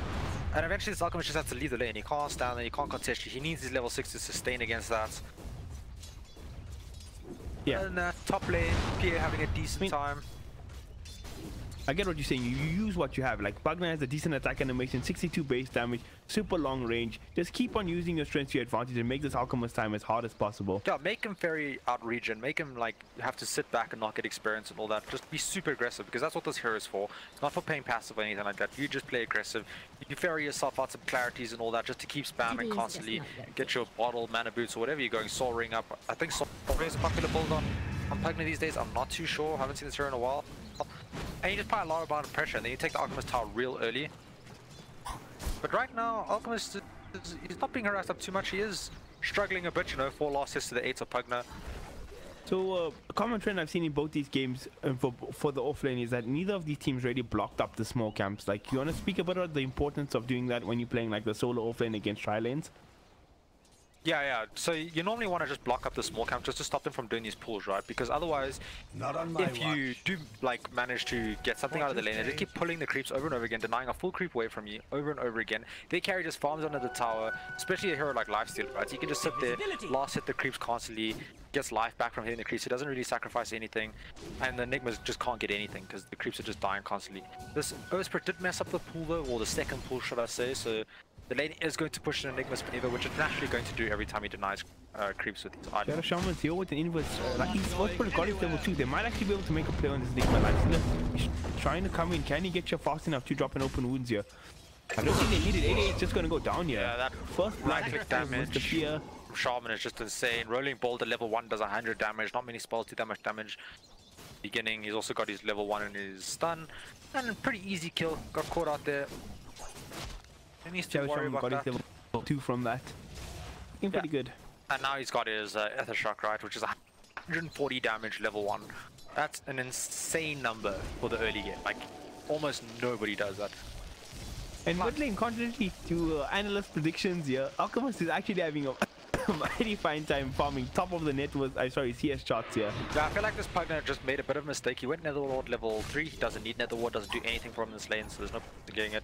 Did go for early boots. I also feel like you don't need that. You're already naturally fast. Alchemist is slow, so you could have gone something like a second null talisman, something for more damage, and just outlast hit this Alchemist and just harassing him. Because right now, he should be standing on Alchemist Hill, right, and hitting Alchemist rather than standing in the asset getting harassed by the Alchemist. He should be trading regen constantly because he'll just come out a hit, like 100% of the time when he does that. He has Nether Blast, does an insane amount of damage, but it looks like they're making a gank onto him now. They got the roll, Pugner's there with the blast, and he should fall. Wyvern doesn't have the heal, he went for the Q and the W. Splinter Blast plus the Arctic Burn. Call it. I enjoyed you doing the play-by-plays there, by the way. I did nice relaxing job for me. I didn't. I suck at play-by-play. I would have messed up the play-by-plays there. Also, Pugner just held onto his spells there, keeping his mana up. Just right-clicking that Alk down, in fact. Yeah, this Pugner needs to fair and clarities and assault now. He can't be sitting on life this low. All you're doing is giving this Alchemist opportunity, right, to just stay in the lane and not feel pressured. And if you're not pressuring this Alchemist, you are going to then have a rough time later on. Top lane. Chocolate gets caught in the roots. He's got one more push shield available. Easy. Looking in a bit of trouble here, but I think he might just make it out. Earthbird comes in there with a nice boulder kick. That gets the boulder kick off. Stops. I don't think the Winter Wyvern would have gotten the kill. I mean, the Dark Willow would have gotten the kill anyway. But a lot of harass coming out to this Abaddon. He's now in trouble. He has to go back to base. There's no way he just stays in this lane. Otherwise, they'll just dive him and kill him. Enigma level 4 bottom. Not getting a lot of farm out of the lane, but has his level 4 before the 5-minute mark approach. So decent laning phase for Abaddon. Yeah, same for Enigma, right? He's also got his level 4. So they're just the 9 creeps constantly. This Lifestealer is only level 4, just about to hit level 5. They're having a decent time. It's just mid that I'm worried about, right? I feel like this lane should have come out far ahead for the Pugner. It didn't end up doing it. I just feel like level 1, level 2, he played a little bit too passive, didn't harass the Alchemist enough, and now Alchemist has his Soul Ring, and he's just going to spam out that Acid Spray. Once he hits level 6, you're just not going to send him out the lane anymore. Yeah, for sure. Top lane PA is also having a decent time farming. Going to finish off phase boots rather shortly. Pugner didn't end up going for the Soul Ring. He did go for Mana Boots first. Not too much of a fan, because right now Soul Ring with Life Drain on Alchemist would have just been perfect, right? You just Soul Ring, Decrypt, Life Drain, you go to full life anyway. Alchemist loses a large amount of life. Don't really need the Mana Boots. And the health regen would have helped him a lot, right, versus Acid Spray. You kind of need something to sustain against that damage per second to heal you up. Gonna go pop the Shrine, has a solve now. And they need to make a play on this Alchemist now before it's level 6, which is the next creep, so it's unfortunate. They're gonna have to try blow him up before he gets his ulti off. Not really easy to do. Yeah, he should be A-okay right now. It looks like he's going to boot into the ring. Actually, Pugner might be... Okay, no, there's no disable for this Pugner. Alchemist gonna pop the range, just charge him down, but not really effective when there's no disables out there. Yeah, he can't really kill anyone. He doesn't have his unstable concoction ready. And now this lane has just become... Alchemist is just going to be free here the whole time, right? There's no way they're going to kill him unless they get huge rotation from like Shadow Shaman plus Earth Spirit or something like that. The Winter Wyvern is just camping mid, so he has that backup. Pugner Ward. I'm just not a fan. I don't like that he took Pugner Ward this early in the game, right? It does absolutely nothing versus Alchemist, so you don't need to be spending that skill point. Yeah, and Decrypt is not the way it used to be before. It's a spell that scales really, really well. Yeah, it scales 10% more damage for every level you put into it. You know, and 60% bonus the magic damage is nothing to be scoffed at, especially when you have a Pugner with all these spells that just do so much magic damage. For sure. Alchemist, man, he can definitely take some pride in this hard. Yeah, like right now they should be playing aggressive into him, right? He doesn't have his ulti there for about 10 seconds. They should have been able to kill him, but now he has his ulti, and that's when they decide to go on him. So not the best timing. Shadow Shaman is here as well. Shackle. Can they do it? They get the Shackle off. One more blast should do the trick. Is he gonna bring him down? No. Okay, they get him at the end with the Shadow Shaman nuke. Yeah. They do get the Alchemist, but in the top lane, Abaddon does go down. Yeah, and that's a huge rotation I'm talking about. They need both supports there to get that kill. Like, you kind of need to take advantage of when that Alchemist ulti's down, right? So if he doesn't have his ulti up, that's when you go with him with the Pugna Earth Spirit. Those two alone can kill him pretty easily as long as you combo everything up right. But when his ulti's up, you need that third hero to just do that extra bit of damage. Shadow Shaman was there, worked out in their favor at the end. But now Enigma bottom, having a free farm time. It looks like this Lifestealer wants to go straight into Radiance, like no boost even necessary. It's only a 2.5k gold. Oh, that's interesting. Alchemist, he's going into the armlet first. I think that's the wisest thing to do. I don't know how I feel about no boot straight into Radiance. Like, I feel like getting at least traits plus like at least the wand or something before Radiance helps you a hell of a lot more than just straight Radiance. Yeah. You'll also farm. I mean, I've seen Whelp goes the brown boots into Radiance, but I mean he's having a free Whelp time. is a god. He likes having fun in Dota. Oh, he missed the siege creep blasted. I don't. More thing I have to question here is the Lifestealer's leveling. He went max point in open wounds. Well, that doesn't really scale that great. Just the range, but also it doesn't really help you in terms of how much you're gonna farm. And you're going straight for Radiance. Having extra points in Feast or your Rage is much more beneficial. Yeah, especially against this Enigma who's harassing you constantly. You kind of want more like points into Feast that you can just sustain yourself in the lane. It's not like you're going to be chasing down this Enigma anyway with that extra range from your open wounds. And on the other side, you have a Shaman, right? So if you're going to be going for that kill, you just have the Shaman come from the trees or something to initiate with the sheep into Shackle. Yeah. And then you'll get into range for your open wounds anyway, which then applies the same slow, same lifesteal, everything with like 1 point into it. Yeah. And there is no solo kill potential. Like, you just a brown, like not even a brown boots lifestealer. You just a bare lifestealer waiting for Radiance. Yeah, you have no solo kill potential, so there's no point making that play. A small little mistake, in our opinion, coming out from him. In our opinion. Yeah, you gotta put our opinion there, otherwise people flame you. Oh, yeah. Keep it PC, man. Keep it PC. Looks like this P is gonna go probably for the standard Desolator build. I feel like Battle Fury is the most standard build in this hero, but when you have Alchemist this game, I guess Desolator a much better choice. Alchemist plus the Enigma full middle with the Earth Spirit Pugna rotation, lots of damage coming out of those two. Well played by them, and now's the time, right? This Pugna needs to fill up his mana somehow, find a way to get his mana up, and then just start pushing down this mid tower. You are a Pugna, you're facing a melee hero, start pushing that tower down. Did I just miss the first team fight of the game? Black Hole was committed and I wasn't there. That's such a feels bad, man. Well, I can tell you what happened. He probably black holed and then Earth Spirit stun, cancel the black hole, Pugna threw out spells, and both of them died. That's my analysis without even seeing the fight. I'll take your word for it. I'm gonna go back, watch the replay, see if my expert, the analyst was right. Sometimes you just gotta presume things in Dota. You can't know everything. That's just the way it is. You just gotta read the map. You don't need words to tell you where people are. Yeah. Mid lane, these two guys still trading up bomb. Pugna 3-0 right now. Fight. There is in the lane. He's still sitting very pretty. This Earth Spirit's done a lot better than I expected to come out in this game. He's been playing pretty well. Yeah, he's got 4 assists, so he's made 4 kills happen on his team. He's helped his mid out, so he's doing real well. Did not really expect that, won't lie, but now I have faith, you know. Maybe we'll see some great play. G-Rack standing in, boys. G-Rack standing in. G-Rack standing in, yeah. Get those multiple hero stuns. Can be really effective in a game like this. So shock. Okay, you're going to rage. Go look at Lifestealer's items. Oh no. Yeah, he went for a Reaver first item. Okay, before we get to that, top lane looks like Earthbird going in there, getting the kill on the Dark Widow there. Crisp execution from Mr. What is this guy's name? Mr. Earthbird. G-Rax standing in. That's what we're gonna call it. G-Rax standing in. Yeah, okay, let's talk about this Reaver.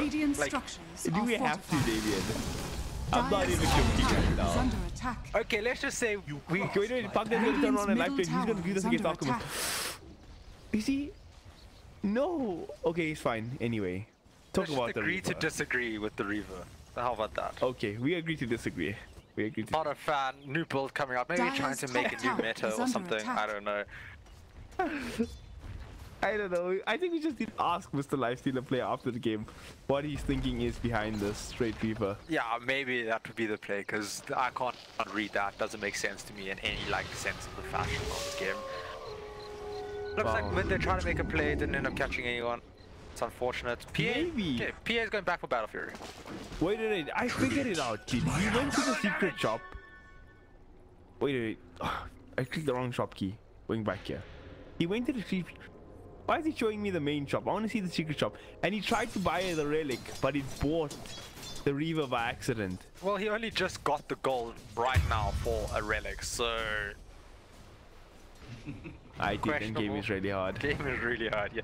I don't know, maybe like, you know, you go 5 hearts or something like that and you never die. I have no idea. Kind of like the Kunku double Crystallis staff game. Yeah, some interesting builds coming out in this Bluez Cup. No, but this is like way worse. Oh man. Let's just say it's questionable. Questionable. Alright, so let's see what a Reaver gives you for 3,000 gold. Okay, gives you 25 strength. An armlet gives you. Radiant's middle tower Where's is this under thing? I can't attack. find it in the shop. I'm so bad. You're quite bad. It gives you 25 strength. 31 strength. 31 strength. Oh, that's you. Oh no, sorry, 31 damage, 25 strength, 4 armor. Obviously, it's minusing the stuff, and that's just the active. So you're getting 25 attack on top of that. The last extra point in Radiant's armor. bottom Forget this tower evidence is under dying. attack. No, it's not important. Enigma's dying bottom. He died to the Reaver. He died to the Reaver. Alright. All our questions is not in. Yeah, but on your It's point, insane. right? Armlet's so much cheaper, right? It's like 2,300 gold something for the full item. Gives you so much more, a hell of a lot more than a straight Reaver. I just don't understand. And then he's going for the heart straight, right? But Lifesteal is not a hero that needs sustain. Yeah, and the thing is, right, heart is one of those items that scale fortified. later on in the game, not in the early game. It doesn't really do much in the early game. It's one of those items where you finish it off with items that you already have to make you stronger in that sense. It doesn't do much for you now. It's like just going to give you 25 damage or more HP to do anything. Yeah. Like if I want 25 damage more HP, I would just buy an armlet and it's cheaper. I mean, armlet, like, it's so good. I mean, I don't know. It's rough. Maybe. I Hey, don't know. maybe he proves us wrong. Next level meta, who knows? We just gonna agree to disagree. Let's stop talking This about is it. why I It's didn't gonna want to insult us. start talking about it, because I can't focus on anything else afterwards. The PA is going to go Battle Fury up next. It's like, I would say it's the more standard practice on PA these days. Battle Fury is just a really good item right now. But when you're playing with the Alchemist on your team, it is like very greedy. Like Alchemist, Enigma, PA, Battle Fury, Trico is super greedy. Nah, it's very greedy. They just want to hit creeps, you know, kill all the creeps on the map. If you don't get punished for it, you do come out far ahead in the gold, which you're already gonna do. I was with an going to say the Alchemist. same thing. If they don't get punished for this, they're going to have like 3 cores that are going to scale crazy. Yeah, 100%. And then you're going to be facing a Heart Lifestealer, and there's an Enigma with something that's called Midnight Pulse, which is based off your current HP. Double kill middle. See, this Earthspirit is actually a god. So Shaman gets the Hex, gets the Shackles off, now it's PA seeping in, but can they finish him off? There comes the 2-man Black Hole. Cut this there from maybe getting down Shadow Shaman, but Earthspirit, he should be okay. But Enigma does go down there in the end. 2 Mr. Alucard on the Pugna. Yeah, 3-for-1 trade basically going down here, and it's all fair being the side of the Radiant right now. And you're even in gold at 15 minutes when you have an Alchemist on your team, so you don't really want anything like that. Like when you have an Alchemist, you want to be ahead, right? You just get so much more bonus Dire's gold from middle him. tower is Not really under ahead attack. right now. Our Heart Lifestealer is ahead in net worth compared to the Alchemist.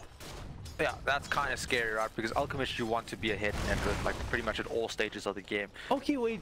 I actually take back my flame, right? This guy's going to get a heart. And then he's just gonna walk down and hit towers with the Pugna and Shadow Shaman dropping stuff. And there's literally nothing that the Dire is gonna be able to do to him. This should make my life Yeah, easier. the thing is, you could have done the He's same got thing with an 3,000 Armlet. HP. No. He's got 3,000 Radiant's HP, middle 16 tower minutes is into under this game, attack. dude. He's taking no damage. Yeah, I'm sorry, but I see something like a Midnight Pulse, there's a Black Hole going down on him, and he's just gonna lose all his life regardless of that heart.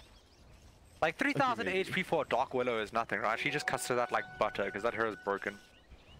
Yeah, he's playing against Lightstone PA. He's only got 4 points in armor. I don't know, man. We'll see. I like to see him actually play some 5-man Dota with his Dire's team now middle with this tower heart. has fallen. Yeah, Not gonna help you farm much faster. yeah, so. like a heart does not really help you farm, so it's not really the item to go for farming. It doesn't really help you fight either, it just makes you tanky. It's like he's playing a bristleback Alucard this game. might be in trouble here. Gonna get gone, but look at how much the ward did to that Dark Willow. That is actually crazy. Alucard is gonna get the life drain off now. Earthbird gonna come in, try and make rotation. Nobody walks into the center blast, but there's the Bramble Maze as well. Not gonna let him hit off his own partner. Pugna gets the decrep onto himself, and he's gonna run this off. He's super fast, and he's good to go. Yeah, managed to get out this Earthspirit's playing really well, you know, throwing out the spells at the right time, cancelling spells, rolling in, getting kills for his team. He's been involved in 10 out of the 12 kills on his team. He's definitely making the plays right now. And this might just... And he's been hitting all these spells like really well this game. Like I haven't seen any missed stuns or anything like that. He's been playing well, so making the correct moves. He must be an Earth Spirit spammer, I guess. You know, one of those players that just... G-Rex substitute, boys. G-Rex substitute. Maybe it's just G-Rex, you know? You never know. The top lane PA, not far for Battle Fury. Gonna be getting in the next 400 gold. Shock Vanity baiting up here, using his last point of mana for the shields. Gonna get Kirk up. Looks like they actually wanna maybe pop this Evidence ulti. They do pop his ulti. Oh, they pop his ulti, so now you have to be real careful in the lane, right? If he comes in, he doesn't have his ulti for 60 seconds, so they can kill him. You have to worry about that a little bit. PA going for the Battle Fury, looks like Abaddon's going straight for the Radiance. And these players love their big items on the cores, like just straight one big item from the beginning. Gosh, so they got Shadow Summon 6 now. Actually, he's level 9. I'd like to see him make a play. Come out for the healing, sorry, the Serpent Ward somewhere. Push down the tower. Yeah, start taking towers with your push drop, right? You have the Pugna. Okay, you're waiting on the Pugna Axe. That's a real good item on the hero. Once he gets that Axe, like super obnoxious to try to take down. And you can just start pushing down the towers. You got that Life Stealer with the heart, so he can frontline for your team. Oh, he could farm the jungle now with that Heart of Thrust. Yeah, and now he's going back for an armlet. You know what? You do use... yeah. No comment. No comment. Alright, looks like they want to try up the 5-man here. Gonna start pushing down top tower. Got the Pugna here to do that. Perfect hero with an Arcane Rune. 3.5 second cooldown on Nether Blast. Yeah, super fast, super mobile. Has a lot of sustain for himself. As long as he doesn't get caught out by like a large amount of spells or something like that, he'll be perfectly fine. It takes out towers real fast. Radiant's middle ulti tower does get is popped under now, so he attack. does have to worry. Oh, Winter's Curse on the Pugna. Oh, that's the hero they want to burst down. Can they get him fast enough? Alucard gonna decrypt himself up. Gonna start the stuff and he's gonna drop the life drain onto Darkwater. Darkwater goes down. Enigma looking for the black hole plays here once again, but he can't get in. And Earthbird ulti ticking these heroes away. And look at the Pugna Blast doing the deeps in the back line. Can Alucard reinitiate this? He's gonna throw out the blast. PA, one more hit. Shooting the job. Abaddon's gonna come and get it. No evasion procs that day. Yeah, unfortunately, a lot of magic damage coming out on PS. Evasion doesn't help that much, but then Abaddon comes, gets the last hits. Everything's all Gucci main. You know, just getting kills. Surviving on a slither of HP there for like the 3rd time in these engagements. But the thing is, they didn't get the tower top right, so they made that whole push for the tower, didn't get it. They are going to get the tower bottom with this hard life stealer. Yeah, they killed the PA as well. Like, they got a big core. Yeah, they got a big core, and you're not ahead in gold at 20 minutes with an alchemist, so you got to be a bit worried now. Having that to a neutral creep feels bad, man. He could have at least denied himself the neutral creep, but I guess, you know, whatever. That's a neutral creep. Things happen in Dota. It's just one of those things. Alchemist, while on his way to Radiance, almost has it. Oh, they're making a move on him. Pugna, oh, Desperate hits his stun. Pugna's there, does a lot of damage. That's a costly death for the Alchemist because he's sitting on like so much unreliable gold to buy this relic. He actually has more than enough money for it, in fact. Yeah, you should just market that Courier Sense Secret Shop to buy himself a relic. PA's got a Battle Fury now, so they have 2 farming mech or 1 dagger. Puts Pugna on half-life, so he has to worry about that this game. And now they're pushing the tier 2 bottom with the Shaman Wards. Dire's bottom tower Get the tier 1 top as well. And the Shaman Wards plus this card is doing serious DPS to this tower. Tier 2 is just going to go down. Yeah, they just take a tier 2 tower for free at 20 minutes. And it's not... So this push drop is...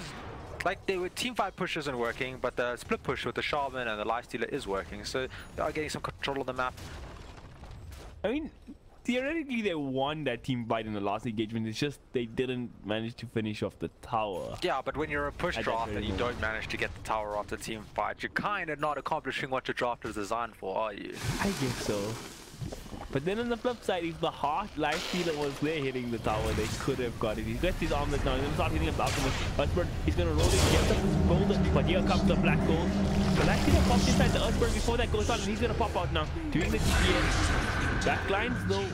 Pugna, he gets caught in the Winter Wyvern ulti. Lifestealer going to go down. Pugna might be in trouble as well.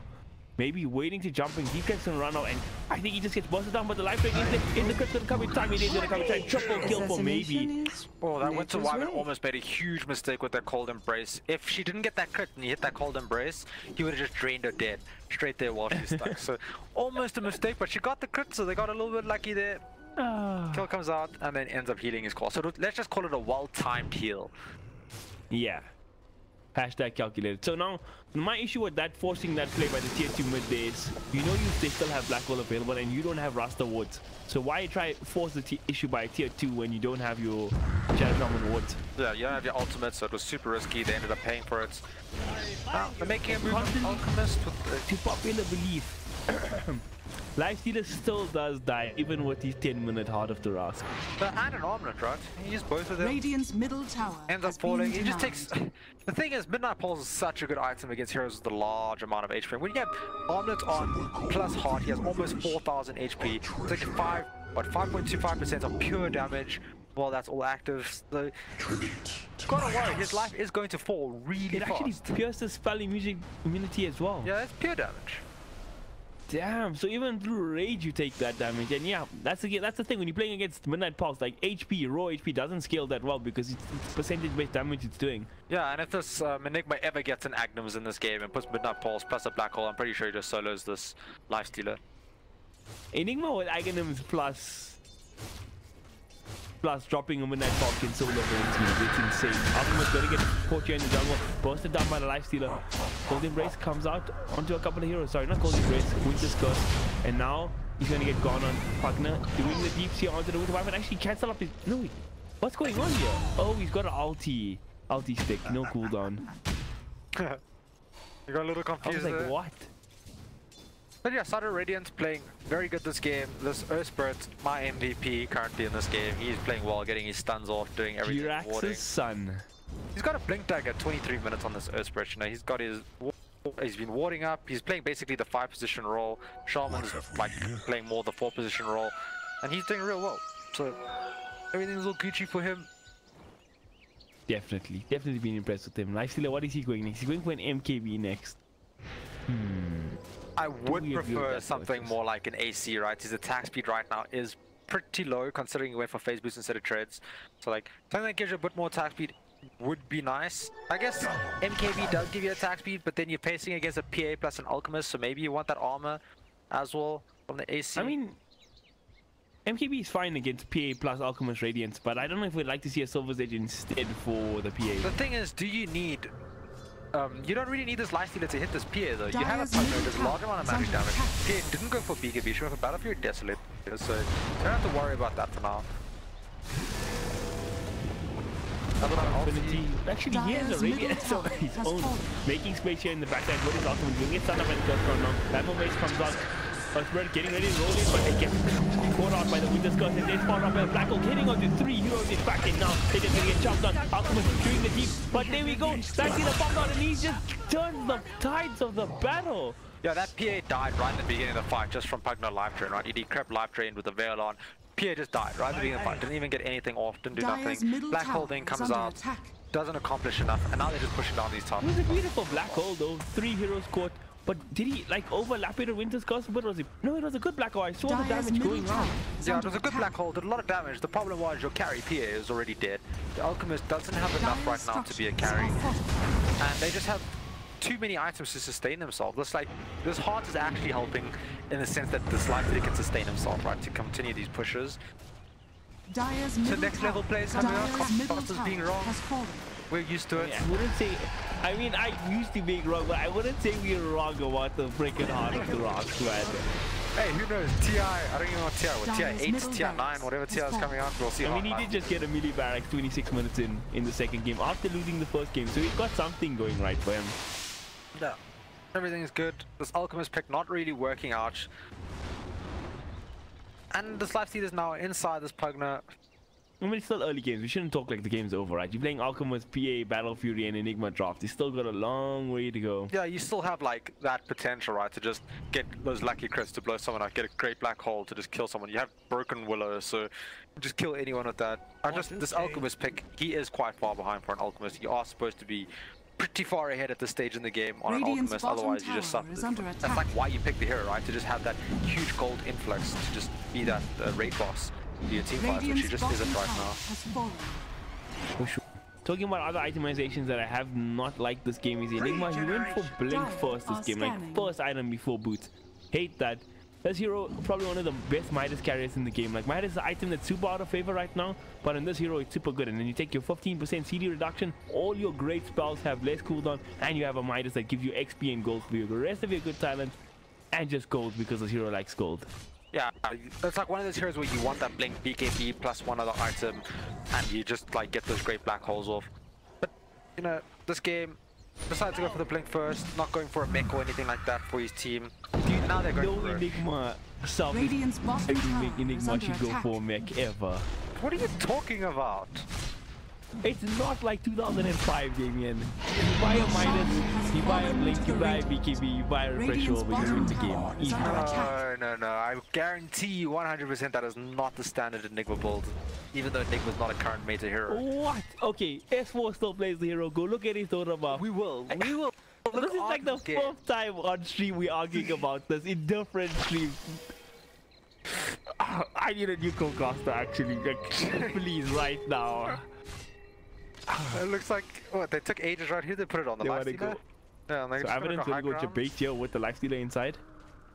Yeah. Let's see how it goes. pushing Top of the tracks. Dyer's Take One middle hit. tower Retrax. All the Enigma's dead. He's just gonna run in. The Enigma went down. He's gonna buy back. Correct decision right now. But X, Chuck, what is he diving the freaking base? Is he just mad right now? I did. What are we just watching?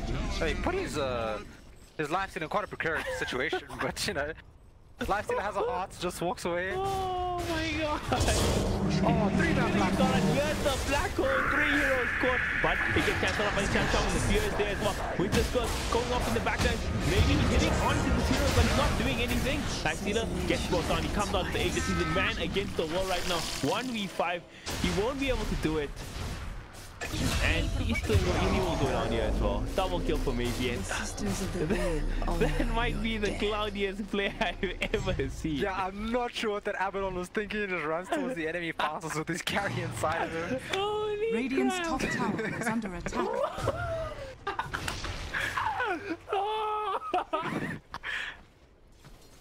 And now they're just gonna push down mid, take this tier 2. Sorry, I will try to cast this game while my co-caster is on the floor, making me laugh. My gosh.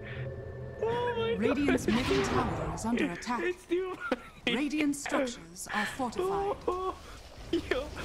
Oh my god. Okay, they push it down the tier 2 tower now. Oh gosh. Radiant's Yeah, my middle tower co-caster is going has crazy, fallen. making me laugh. This is just ridiculous now. And this is what you want from these games, right? Just things to happen that's unexplainable. I'm trying to stop laughing. I just can't. Radiant's top tower Yeah. is under attack.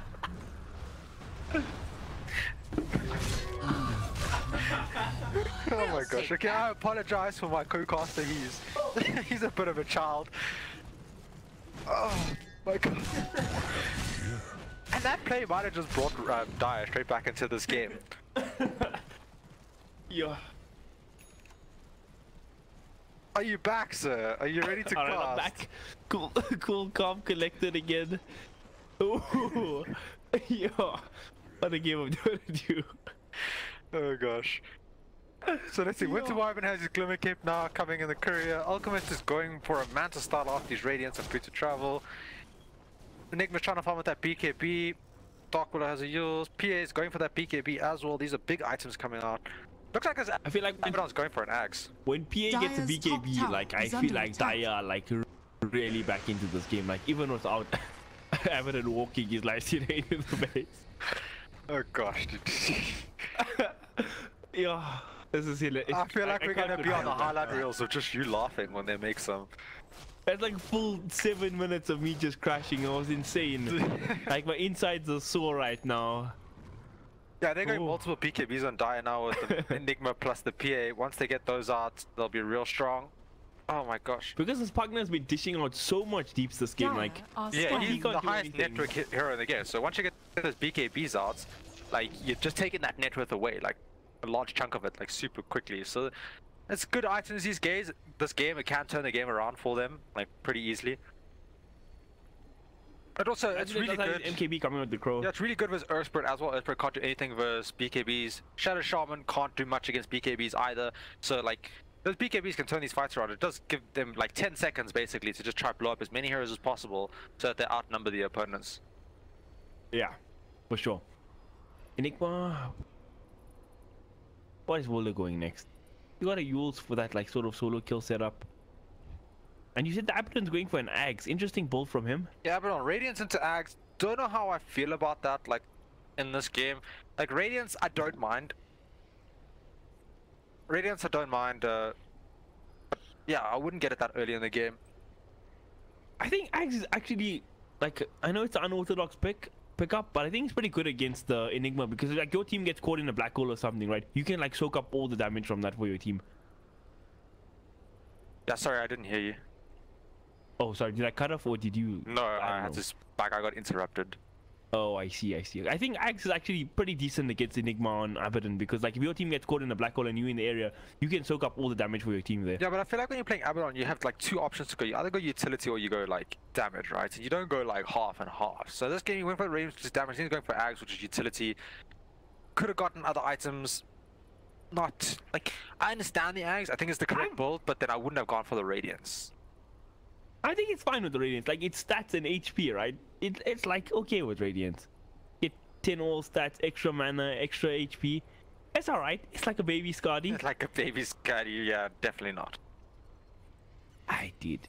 You You just lack the belief. Why don't you just go lay down and laugh? Dude, I was on the floor. I kid you not. It was. My insides are still sore, by the way. If anybody's wondering. Everybody could hear you laughing on the floor. Don't even get me going with that shit Yeah, again. this PA's almost got a BKB like 30 gold away, so that's... I mean, out of all the item builds we've seen this game, the Abaddon Axe is the last thing I will be flaming. Thank you very much. Okay, I can agree 100%. You know who has the best item build in this game? The Earth Spirit, right? He went for his... This guy is G-Rax, dude. He's been playing so well. Yeah, he's playing good. Pugner's also got a really good item build, right? He's got that Yule Scepter for save, you know, get away from the Dark Willow and save himself from that. And then he's got all that magic damage, the 8 Dense Ags, Comet build, plus the Veil. His build's also really good, does a large amount of damage. Sheriff Shaman got 4 staff, Sentry Dust. He did Also go for the respecting- 25% more life drain talent, right, at level 20. Instead of the 2 seconds extra decrypt duration. How do you feel about that? I feel the decrypt duration is a lot better. Especially when you're playing against a PA plus an Alchemist, right? You can decrypt yourself, or you can decrypt them, last longer. They're all physical damage. I have a dog barking at me right now. Everything's all Gucci. I'm not going to pretend to be an expert on Pugner's talent tree, so I'll trust my co-caster and this guy's judgment. No? Well, if you I'm just sitting think in the about middle it, ground. like physical damage coming out of PA, so you can decrypt anyone in your team to save them from PA, and it lasts 2 seconds longer. So it's almost like Yeah. Alright, that's a good uptime point. the uptime would be literally 5.5 second duration with 6 second cooldown. Like you can basically make this PA null and void on whoever she goes on. Alright, you've convinced me. Definitely should have went to other talent. Talking about other talent choices, Alchemist took the Cleave talent at 20 over the 400 unstable concoction damage. Well, the clean talent allows you to farm faster, right? The 400. He has a Radiance, Damien. Hey, you can never farm fast enough. Radiant are But yeah, scanning. I don't know how I feel about it that much. I guess unstable concoction, you know, some players just don't like that spell that much, so maybe that's the reason why he went for it. It's an 800 damage. New. But he didn't go for the -8 second unstable concoction cooldown either, right? So maybe he doesn't want to like upgrade his unstable concoction when he didn't take the first turns in the beginning. He also went for the 50 damage over the 400 life. I guess against a life stealer you don't want too much life, so He's going. Okay, let me just illustrate how bad this is. He's going a Mantis style next. Dire's Well, bottom illusions shrine don't get is under cleave anymore. attack. He has a Radiance to farm in split push waves with the Mantis style. I don't know. I let's don't leave him know. alone. You know, it's player maybe preference. cleave for damage. Team fight. I don't know. Player Dire's preference. Player bottom preference. shrine has fallen. Abaddon went for pretty standard talents. 20 XP, 6 armor. Yeah, and now they got this BKB on this Enigma, BKB on PA, and I feel like once you get big items like that, you should be looking to smoke with your team, right? You shouldn't be just sitting in your base, you just got your big items. There's the smoke coming out, yep. 5 here, man smoke, going down, looking for kills. Actually went Orchid, in fact. Dire's Orchid? top shrine is under Alchemist. attack. We go Orchid, okay, so he went Orchid. I guess that's for the puck, and the puck doesn't have any defensive, he does have to use the... Oh, look at the 4-man block! Oh my god, this man is a god. Okay, but now Lifestealer is turning both, starting to fight up, but here's the Winter's Curse, kiting this Lifestealer up. He's still trying to trade, wailing on this Enigma. Maybe trying to burst on him. Evidently he does, and now Lifestealer's all by himself again. Gonna get bursted down, and oh my god, 88 just went ham there. Yeah, he found the 4-man black hole while they're hitting the 4-man black hole while they're hitting the shrine, and just like if you get 4-man black hole at this stage in the game, you're just gonna all lose that fight, and that's just the end of the fight. Now this basically puts Dire straight back into this game, right? Like now they can just push down these towers, get lots more farm on the field, get their next items up, and like I know it's a dangerous thing to make predictions in this game, but I don't think Radiant can come back right now. oh, there's opportunities to come back with the right plays, right? Because they do have a push draft. Like one team fight goes wrong, they can just push super fast and take Raxes. But yeah, with a push draft, if you're behind, it becomes super hard to then end up winning the game. Yep, one of those things. And now high ground looks like he wants to be on the siege. Alchemist has his ulti again, just walk up here, start smacking on these buildings. Lifestealer out for 30 seconds, no buyback from him. Radiant's Agna will be bottom back up tower in 10, is so under attack. the window is not that long for these guys to push the tower. Yeah, they can maybe jump onto the Lifestealer. I mean, onto the Oh my jump onto god, the maybe Shaman. Radiant structures doing the are deeps, fortified. bringing down Rasta. Rasta does have buyback. Abaddon's going to TP into all these heroes, but he's in deep. He's ulti going to pop immediately. Elsewhere comes and gets a beautiful kick on top of the ulti. Enigma forced to pop his BKB, but maybe just pops and he has so much crit damage coming out from him. Elsewhere forced to buy back, and the committed Rasta wants to defend the space. Yeah, so no push And for the Catapult's Rasta still going Warriors. ham. Got 2 buybacks. The Arc was calling for a pause here, so maybe... Okay, never mind. No pause coming up. Radiant's middle tower has But fallen. I feel like they just don't have a solution for this black hole anymore, right? This black hole hits 2-3 heroes in a fight now. They can just blow them up real easy and then in a good position. So this game, it seems to have now swung into the favor of the die, even though they're 1 ranks down. So they are still behind in sense of objectives, but it just feels like they're in Radiant's control top of the game now. tower is under attack. Yeah, and they pick these super greedy cores, and they're starting to come online, and this is when it gets scary, right? You got this PA, got a max level coup de grace, got the BKB, like she's just looking super good. Alchemist nearing his 25 talents, gonna sitting on 5k gold, and even Enigma, man, with the BKB, the big black holes at level 3 black hole, it's pretty scary. Yeah, 100%. Lots of damage coming out there. With the GPM talent as well. And Roshan is up, so that's going to probably be the next objective right now for the die. They can take it super fast as PA, who has a Desolator. They also got the Acid Spray from Alchemist for more minus armor onto Rosh, so they can take it real fast. They do have good Roshan team fight, right? They got the Dark Radiant Willow, who's are great in scanning. Roshan. They have Winter Wyvern, really strong around Roshan, and then they have Black Hole. So fighting at Roshan, not an easy task on the side of the Radiance. Radiant's top tower is under attack. PA going for the Buster Blade up next. Yeah, that's the correct play, right? She can just get on top of any supports in the fight with the BKB, blow them up instantly, they can't get away from her, and then just continue with life. And I see the Twitch chat is having a great time, laughing at you, laughing at them. Oh, actually, It's just one comment. he's appreciating it and not just flaming me. You know, he says the highlights of the game. You're just ruffling. All right, that guy appreciates some good. Some good Dota. Some yeah, funny dude. Dota. That was a highlight of my game as well, for sure. PA, what's she going for next? Looks like she wants to finish up a Bristle Blade. Oh, what? Did she buy a Vanguard Yeah. for it? Wait, what? Okay, Yeah, she bought a Basher. Yeah, she bought a Basher. But she woke the secret shop to do it, just to be all fancy, like, you know? Yeah, 100%. The Spark Wallet is really poor though in this game, right? He's only got a Yules plus a Tranquil Boot, so he, you know, lowest net worth in the game. Not really what you want with the Dark Willow, but I mean, where's the space to farm when you got the cleaving Alchemist. Radiance Alchemist on your team? Ah, it's rough. that's rough, yeah. Actually, they went for Blade Mail next, so he listened to us eventually, got some armor. Yeah, but it's Blade, like 38-minute Blade Mail, like, yeah, it's good against Dark Willow, but Dark Willow is not your problem in this game. It's good against PA, I guess, in the sense if PA goes on your Blade Mail, you know, you do have 4,300 HP with Armored on, so you can reflect a lot of damage back, or you can just be ignored. One of the two. I would have preferred an AC. I feel like the attack speed plus the armor for your whole team would have been a lot more useful. Yeah, I feel like with Heart AC is like so freaking tanky, but I don't know. Let's not get down the Lifestealer item build road again. I'm not completely opposed to the blade mill though. After all the things I've seen this game, the blade mill not something I'm gonna complain about. Yeah, it gives you that armor. It's decent. It's not really a late game item though. Though there is that one instance where Samil went blade mail against a sniper, and the sniper killed himself in one shot and crit, and EG won that game. You know, that late game blade When he mail. was playing Elk, right? Yeah, when he was playing Alchemist. Oh, that was beautiful, dude. Yeah, everyone remembers that. That was funny as hell. That one blade mail purchase won them the game, which is just crazy. So who knows? Maybe something like that happens this game. He's facing a PA. Maybe he blinks in and crits himself on the lifestealer and then just dies. They are smoked up. They want to find these heroes. They get lifestealer easier. If they find him, this would be a huge pickup. So he's gonna walk into all these heroes. He gets bashed up, go through the rage. And he's just gonna get got on. Dark Widow trying to throw off his spell, but he's still there. Pops the blade mail. He silenced up. Curse can't even. Laxton is gonna fall. 90 seconds. He's down. No buyback available. He'll have buyback in about 15 seconds or so. He's only 20 gold short, so he will have it if they decide to push. But if this lifestealer has to buyback, he's just gonna fall further behind, which is not ideal, right? You have Pugna lifestealer as your main two cores. They're both early to mid game centric heroes, not really late game heroes. And they still have the black hole on the side of the Radiant show. I mean Dire. So if they want to push high ground, yeah, I definitely think Roche should be the objective here. Maybe they want to force out the buyback first. TP back in about 15 seconds.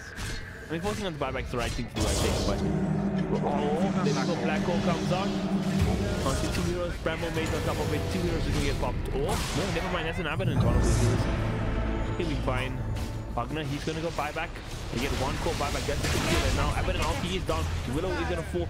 Jirax making the plays in the back, and PA might just go down here. He doesn't have BKB. Huge kill for the Pugna. No, he didn't force that Pugna buyback, but he ends up getting a kill on the pair, so that's a huge pickup for them. Does stop the aggression coming out of the side of the Dire. Oh, they catch the Pugna with the ultimate stun plus... Are they going on him? No, it doesn't look like they're going to go on him. Just going to leave him alone. Why? They should have just charged. Oh, I guess their PA is down. They're a bit scared right now. Yeah, maybe they're a bit scared. Radiance man trying to run these heroes down. His ulti's going to pop. He's still ticking away onto the Enigma, but Alchemist is there with the saves. Does he want to fighting this up though? Is the question. No, ulti on this. Start whacking with Choke Infinity. He said he's welcome. Now he's in trouble. He dies. Alchemist going to now charge down this Pugna. And they should just go for the Roche now, right? You just wait for his PA Roche is so fast. You've got that 4 armor corruption talent plus a Deso. He just shouts through. Yeah, and it's really good on PA, right? Because you blink in, you fight, you get a crit, you kill one person, not one people, my gosh. Kill one person, even if they throw all their spells and you blow you up, you come back with Aegis and you can just rinse, repeat and do it again. And then you have your BKB on the second life, and that can just like win you the game, just that play just by itself. So that's just the best thing. And no, it is not game 3, this is game 2 at the moment. It could have been game 3. It could have been game 3. Yes, Stitch. You're never gonna let that one down, eh? My God. Never in my oh, top 3 moments for sure. Yeah, that was really good. Oh gosh. You know, we were thinking before, should we be casting these games tonight? And then, yeah, totally worth it, 100%. Hashtag worth. The only moment that was more precious than that play of Abaddon running into the base for no reason was the lifestealer inside of him. Was when Lead Pro got knocked out of Masters by Epoch with Underlord buying a Radiance. Yeah, probably. Oh gosh. Funny stuff. Oh, I love Dota, man. This is why we do this, boys. This is why we do what we do. Now PA scouts out the Roche, they're gonna start rushing now. They you know, stream sniping the casters. I think they're listening to our advice, man. You know, it just happens to be 2 minutes later after we say it. 2-minute stream delay. Conspiracy theories. Conspiracy theories. Not the best one I've heard so far, but conspiracy theory nonetheless. And I feel like this Roche just like gives them the ability to win the game, right? Like right here, they know the buybacks are down for the Pugna. The lifestealer doesn't have buyback because he spent it on something which I'm not sure. Ultimate ult, or ultimate ult instead of keeping buyback. Don't know how I feel about that. Sphere. Lincoln's to stop Winter's Curse, maybe? Not too sure. Oh, that's the only spell. Oh, PA Dagger. Dagger. Curse Crown. Curse Crown. Malefice. Yule Scepter. Unstable Concoction. Bloodthorn. You know, it can stop a lot of things. Not too, like, I would prefer a BKB if you really want to stop spells like that, but... Lincoln Sphere. Right, so... I smoke up. The last time there was an Aegis in this game was one of the best throws I've ever seen. But this time, let's see if the opposing team can consolidate the victory, boys. Entry gets dropped. Wyvern's gonna throw out the Splinter Blast.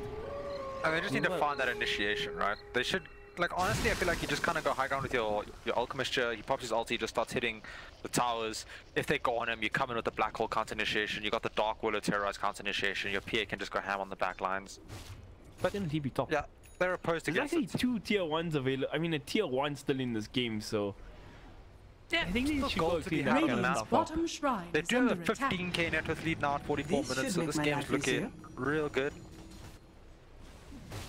Yeah, they clean up Radiant's the other top towers. Then they can at tower least is get under mega attack. creeps if they Radiant's win a top fight in the tower base. has fallen. Otherwise, they just have to end it, you know? Radiant Yeah, structures so are fortified. probably the better play to do, just get these tier 2s down. You know, you have time with this Aegis, you don't have to rush it, you have a full 5 minutes to decide. Well, I think it's 4 minutes, 5 minutes, I can't even remember what they changed Aegis to. 5 minutes. You have Radiant's 5 top minutes tower is to make under any attack. plays you want, and then you just go like towards the end of your Aegis to make the plays. Yeah. Taking out the shrine now. Radiant's top shrine Radiant's is under missed attack. glyph, so the tier 1 went down, but they didn't Radiant's glyph top it, so they don't have shrine glyph has for the next fallen. push. Oh, that feels bad, man. Yeah. Probably Winter Wyvern's farming bottom, so he needs to get top if they want to push that top tower. You don't really want to be fighting 4v5 right now. Lifestealer's bottom as well, so he can't get top. So if the side of the Dire realizes that, like, oh, their #1 carries bottom, we can make a play on top because they are 4 top. They could do that, but they decide against it. Alchemist TP middle to farm, getting that AC up. Priorities, man. And we're getting to the point where Ags can be a possibility, right? You know, Alchemist almost says there's an Enigma Ags available in this game. Winter Wyvern Ags is kind of a joke. Like, he doesn't take it serious. I mean, it's good on carry Wyvern. Well, it can be good against Lifestealer, right? You know, it is based on the max HP, the health burn, you know, 9% health burn. Oh, it's the current HP, not max HP. So it can be okay versus Lifestealer. You know, you can like sit really far back and just spam it. Don't think it's the best hero for Ags. I don't think it's that good. But other than that, they don't really have. Doesn't have an eggs. Yeah, they don't have other really Ags. So Enigma Ags will be the play. Like, you know, you throw it on Enigma, his Black Hole just does now insane amounts of damage. And it frees up a slot for Enigma, right? He can go for something else. Not really sure what he gets off that. Lincoln's maybe? No, not really. Doesn't need it. Refresher Orb. Go for Refresher. Double Black Hole. Double Mid Black Yeah, for Holes. sure. Or quadruple Going Mid for Black Holes. Octarine Core. The Octarine Core is really nice in the hero, right? Reduce the cooldowns, gives you Radiant's middle lifesteal. barracks are He under didn't go attack. for the cooldown at level 15, he went for the gold. Nope. Radiant's middle barracks But they're putting has on the fallen. right steel onto maybe gonna pop Dire's the top tower is BKB under and not attack. getting anything Radiant's else out of middle it. They get the meteor barracks. rack though. Dire's Yeah, they get a top rack for tower that has BKB, so it's 100% worth. She doesn't fall. Now they just have to disengage, go defend their top lane versus Abaddon. And Enigma's there, so he can... Oh no, everybody else TP's Try it too do late. Nobody TP to the shrine. But lane looks like Radiant want to see people keeping out and they want to like make some counter plays to get some strikeless. Yeah, unfortunately they don't get any of the catches, so... Doesn't work out. I don't really have the heroes to sort of jump in there. Well, they do have Earth Spur with Rolling Boulders, like one of the best catching heroes in the game. Alchemist gets faded out here. Alucard gonna go in. He's getting crit up. Now, unfortunately, And yeah, Radiant is just over that. yeah, they're over at Life Leaders inside the Abaddon. Now they should probably let's all five here. They look like they're ready to fight. They got the Black They Hole. wanna fight Enigma. They get the there's a 4-man Winter's Curse. That's actually pretty insane. Yeah, kills. But like, he's making space in the back line, not letting Enigma come in. He pops the plate mill. Gonna get Curse ground up now, but he pops the rage just in time. He's gonna wail down the Willow. The 1-for-1 trade so far, but there comes the Black Hole catching 2. PA doing the TPS, making it 3. He pops the BKB. He still has the Aegis. No, Aegis gonna tick away. He's been scoring fast. Like, he's still trying to do the best as he can, but he's just getting kited around. He's gonna get gone on right now, and there comes PA. They're gonna crit him down. Triple kill for Flecky on the Alchemist. Is he gonna stun himself? He does stun himself. Feels bad, man. He stuns himself, but they're gonna catch this Abaddon as well. Pierce daggers in range now. Gets the dagger slow with the bash. Oh, gets the bash too, and there's the crit. RNG God. It's not like he was gonna get away without the bash, but it's just like that extra salt on the wound. He crit on the second hit, bashed on the dagger, and bashed on the last hit as well. A little bit of RNG, but he didn't really need it, right? That Abaddon was dead. Yeah, he was so. dead anyway. And right now, are they going for Throne, right? Does Throne the play? Because they can't really get any... double buyback coming out. Probably throwing stop the play now. You just got to tier 2 bottom. Maybe try to take the ramp spot. You don't have black hole anymore, so you got to be a little bit wary about that. Winter's Curse is up in 10 seconds. Yeah, A just ticked out as well in the TA. Sorry, TA. So yeah, side of Radiant still have an opportunity to defend this, even though they don't have a lifestealer for 47 seconds. A is a cheat on the Alchemist. He's just gonna try to siege up the base. Then he just silences the Pugna. Pugna has to use himself, and then Eidolon's hitting the tower. Nobody's actually hitting the tower now. Now they go in with the PA. Oh, She's actually in trouble here. She's dead. yeah, she didn't pop a BKB. She greeted it out, went in, started hitting, got sheep, just instantly died to Pugna. So much damage coming out of Pugna. No, Widow. Yeah, has to get right. Not gonna get the throw down. Reese's wife is gonna go down. I thought double kill for Pugna. Widow, she's caught in no man's land right now, getting sucked up by this Pugna. And she's gonna go down. It's a 3-man wipe, triple kill by Lacard. Yeah, And look at the Alchemist. He's super low. He's got the cheese though. He can't bait with this. Gonna pop the ulti. Healing up as best as he can. Try find as he pops the cheese. Now he's gonna go. He's cleaving up here. Get the stun on the sleeve. They're actually gonna burst on Alucard. They're gonna come in the Shadow Shot mode. Trapping in the Alchemist. But he's an Alchemist. He's fighting up. He should be fine. No, he's gonna go down as well. they had the Spirit What Vessel. are we watching right now? Spirit Vessel on the Earth Spirits absolutely destroys the Oh gosh, they look like they just want to go, you know, in this game now. They don't have black hole for 20 seconds, so this Enigma does kind of. He doesn't even have mana. Yeah. A bit interesting, you know, just throwing buybacks out like that, like it's nothing. That was a 10k gold swing just from them. What? You are super confused this game. I can hear it. I don't know what's going on right now. And they just want to end this game. This is gonna be like. I think they want to give Radiant a chance to win this game. You know, throw for throw. They're like, okay, they dive with the lifesteal inside the everyone. We might as well just form out. We're gonna return the favor. Let's go throw it, boys. We got this. Enigma does have Soul Ring though. She has mana for one black hole. Oh, yeah, he has one. Enigma's got the DD. He's gonna go hammer on the Shreks. Oh, Shaman getting caught by the Earth Spirit's done, saving the Shaman's life, but he gets caught out anyway. He's in a lot of trouble. He's gonna walk in, try and man fight this up. Does he have buyback? No, he doesn't. Okay, so the buyback's gonna win this again. Yeah, Lifestealer dies, Shaman dies. There's 2 buybacks coming out there, but 24k net lead right now. You don't have your life, you don't have your Pugna. You can't really fight these cores. And this should be game, right? If they just push down these, like, just dive, kill everyone, push down these last towers, take the throne. I mean, it should be. They have a black hole still available. Alchemist gonna start wailing on the base. They're not hitting the towers, they're kind of just running around. Alchemist getting gone on now. Alchemist, he's in trouble here. The vessel, he's not healing up at all because of the Spirit Vessel. And he's gonna take down to that Armlet Tango. Oh my god, die back from the Enigma. He's caught you. He can't even throw out a black hole. Can he do it? He's getting healed up by the Wyvern. He might be in trouble though. Abaddon trying to put on the move. He has no ulti. He's gonna get busted on. He might have buyback. Yo, but there comes the black hole at the last second. But he's gonna go down as well. And now 3 heroes are dead. Maybe he's trying to do this by himself. He gets the triple. Shadow Shaman got the shackles. He has no other friends, so it's a 4-for-4 wipe. And maybe he's just a bit confused right now. He doesn't know what to do. He doesn't have lifesteal. He can't really sustain himself. And I have no idea how that just turned out like that. The Enigma gets a great black hole, but ticks down to the Radiance from the Abaddon. And this game, I just don't even know what's going on. Like, this is just crazy. Like, that should have been game 1 right there, but they end up holding, killing all of them for the buybacks. Now the only one alive. If these heroes just had one, if there was one buyback available from the Radiant, they would have got a wipe there. Yeah, if there was one buyback. This should make my life easier. And now, like, lifesteal is up. They can go push down a lane, you know, 70 seconds or 60 seconds until the other cores are up. These Can't are really fight. in. Look at bottom wave. And with Shadow Shaman plus lifesteal, right, they can kill this Pier pretty easy. Shadow Shaman just gets a sheep on her, and that lifesteal can kill her. He does have the MKB, can do a lot of damage to her. Oh, okay, no. So that is... Yeah, he does a decent amount. Needs to be a little bit scared, but lifesteal is going bottom to push out the wave. Look at that creep wave. Just pop in one of these creeps and jump out and just get the cha-ching. And he's just gonna right click it slowly. Efficiency is overrated. Oh, I'm just watching him bomb these creeps. It's just beautiful. So much gold. I'm actually jelly right now. I'm still watching him bomb the creeps. Almost done. There's 3 more to go. But we got another wave actually coming in. Okay, he's gonna be farming mana for a long time still. I'm over it. Yeah, he's just gonna go watch Rasta farm more efficiently rather. And everybody's just dead. Like, there's nothing to really do right now except for people like farm. All we can do is make fun of all the buybacks and the throws and counter throws going on in this game. No, us make fun of the people we cast. We way above that kind of thing. We are professional caster men. Yeah, professional. That's some people say professional, some people say clowny. Idiots. Morons. Bakayaros. Whatever strokes your goats, fam. Whatever strokes your goats. And now, like, I don't even know like what's going on in this game. I feel like whichever team gets a good initiation now just wins the game, right? Everybody's on buyback cooldown.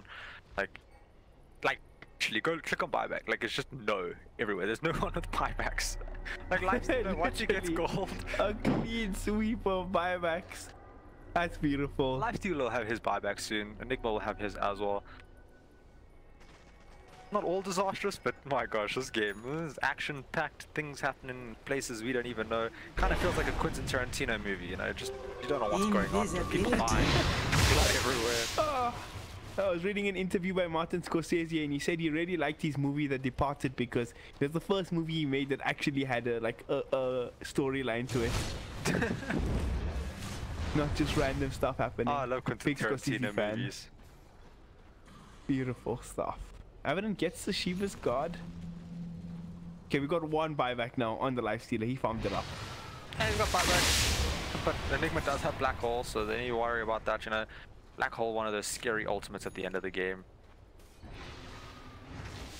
Winter's Curse. And he has got the Gifted Eggs. So he has the Midnight Pulse added to that Black Hole. Oh, and if he puts that Midnight Pulse down and Black Holes, that's so much damage. Here's just gonna melt. They're gonna take this tier 2 tower top, you know, they're looking to go for those mega creeps now. Roshan is up though, that might be the play. You don't have buybacks on your pause. It has a refresher shot in it as well for the Enigma. Yeah, so 2 Black Holes, Roshan's up. Abaddon has a Shiva's Guard now plus a BKB, so that's... And the Lifestealer inside him. And he's got the 25 talent, so now he's got to that broken phase where he has that like 400... or what is it? It's 425 max damage absorbed now with the reduction to the Aphotic Shield talent, but the cooldown talent did get buffed, so that 25 Abaddon is still ridiculous as all hell. Oh yeah, it blocks so much damage, does so much damage in an AoE. Every 4.8 seconds you can do 425 like damage reduction and damage to the enemies, so it's really good. I'm gonna just sucking off the Winter Wyvern here a little bit. Sucking off the Winter Wyvern, keeping it these people. You can first gun gonna get popped, and the Lifestealer is still inside of the Savin. You're baiting up here. You can interpret sucking off whichever way you want. You know, I'm taking it as Pugna ulti. Okay. Yeah, dude, it's life strain, you know. Life strain. Bottom lane is still pushing in pretty heavily. Got the double siege wagon, enough range to satisfy the whole world's need. Yeah, at some point they're gonna have to let this tier 2 tower drop top, right? Because bot's gonna push into your base. There's 2 wagons, there's a whole bunch of creeps. You're gonna start losing your base to that. And now they're gonna see the Shadow Shaman bot, so maybe now's the time to make your play. If you're ever gonna make one, now's the time. 4v5. That's good. They're gonna do it, boys. And as Lifestealer is still inside the Abaddon. Well, it's not like he needs to farm anymore, right? So you can sit inside this Abaddon. Now Abaddon, oh my, okay, what is going on here? His BKB is here, runs in, his ulti's gonna tick off now as well. He's gonna run back in and he's gonna get kited up and he's just gonna die right now. Alchemist gonna throw his stun right at the perfect time. He doesn't get the shield up, he doesn't heal up from the Alchemist. Alchemist trying to keep this guy alive, but he dies. And again, leaves his Lifestealer in no man's land. Oh, they just gifted them the Lifestealer. Lifestealer doesn't buy back. Abaddon buy back. Dark Willow did die. BKB pumped by Enigma. Doesn't find any black hole though. And Abaddon TP'd back in after. And Lifestealer was actually fighting up there for like against 4 heroes for a long time. So it means he can actually fight if his Abaddon doesn't just kill him there. Right, now Lifestealer's dead. He is gonna have. It doesn't have no buyback on Lifestealer. Dieback for Abaddon. He bought his Lincolns. Doesn't have buyback. Oh gosh. Oh, this could be game. Too bad black. He didn't use it. He bought something. Korea.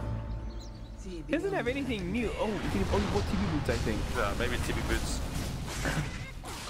And this should be game right here, right? There's the Winter's Curse onto the Earth Spirits.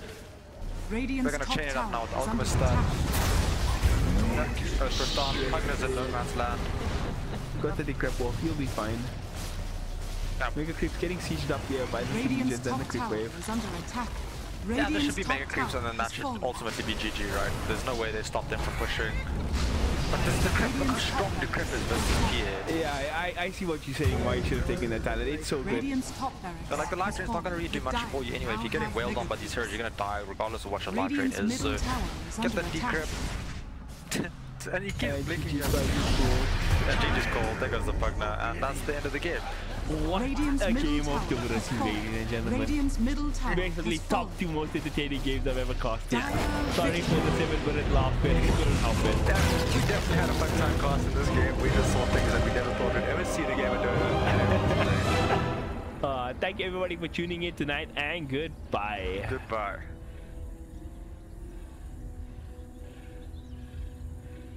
Never get free, lamb to the slaughter.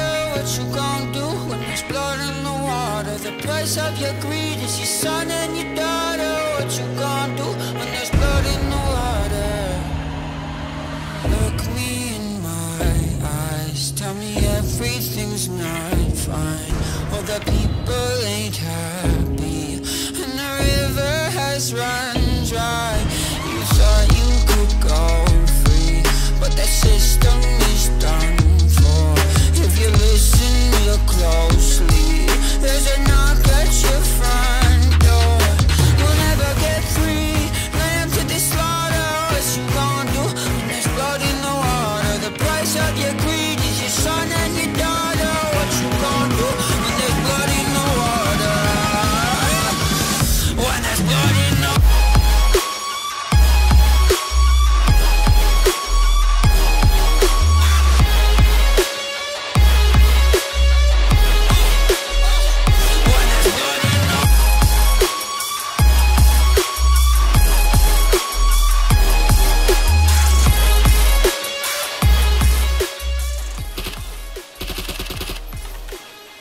What? Those are fucking insane, dude. You were toxic. You poisoned me just for another dollar in your pocket. Now I am the violence. I am the... You never get free, lamb to the slaughter. What you gon' do when there's blood in the water? The price of your greed is your son and your daughter. What you gon' do when there's blood in the water? Look me in my eyes, tell me everything's not fine. All the people ain't happy.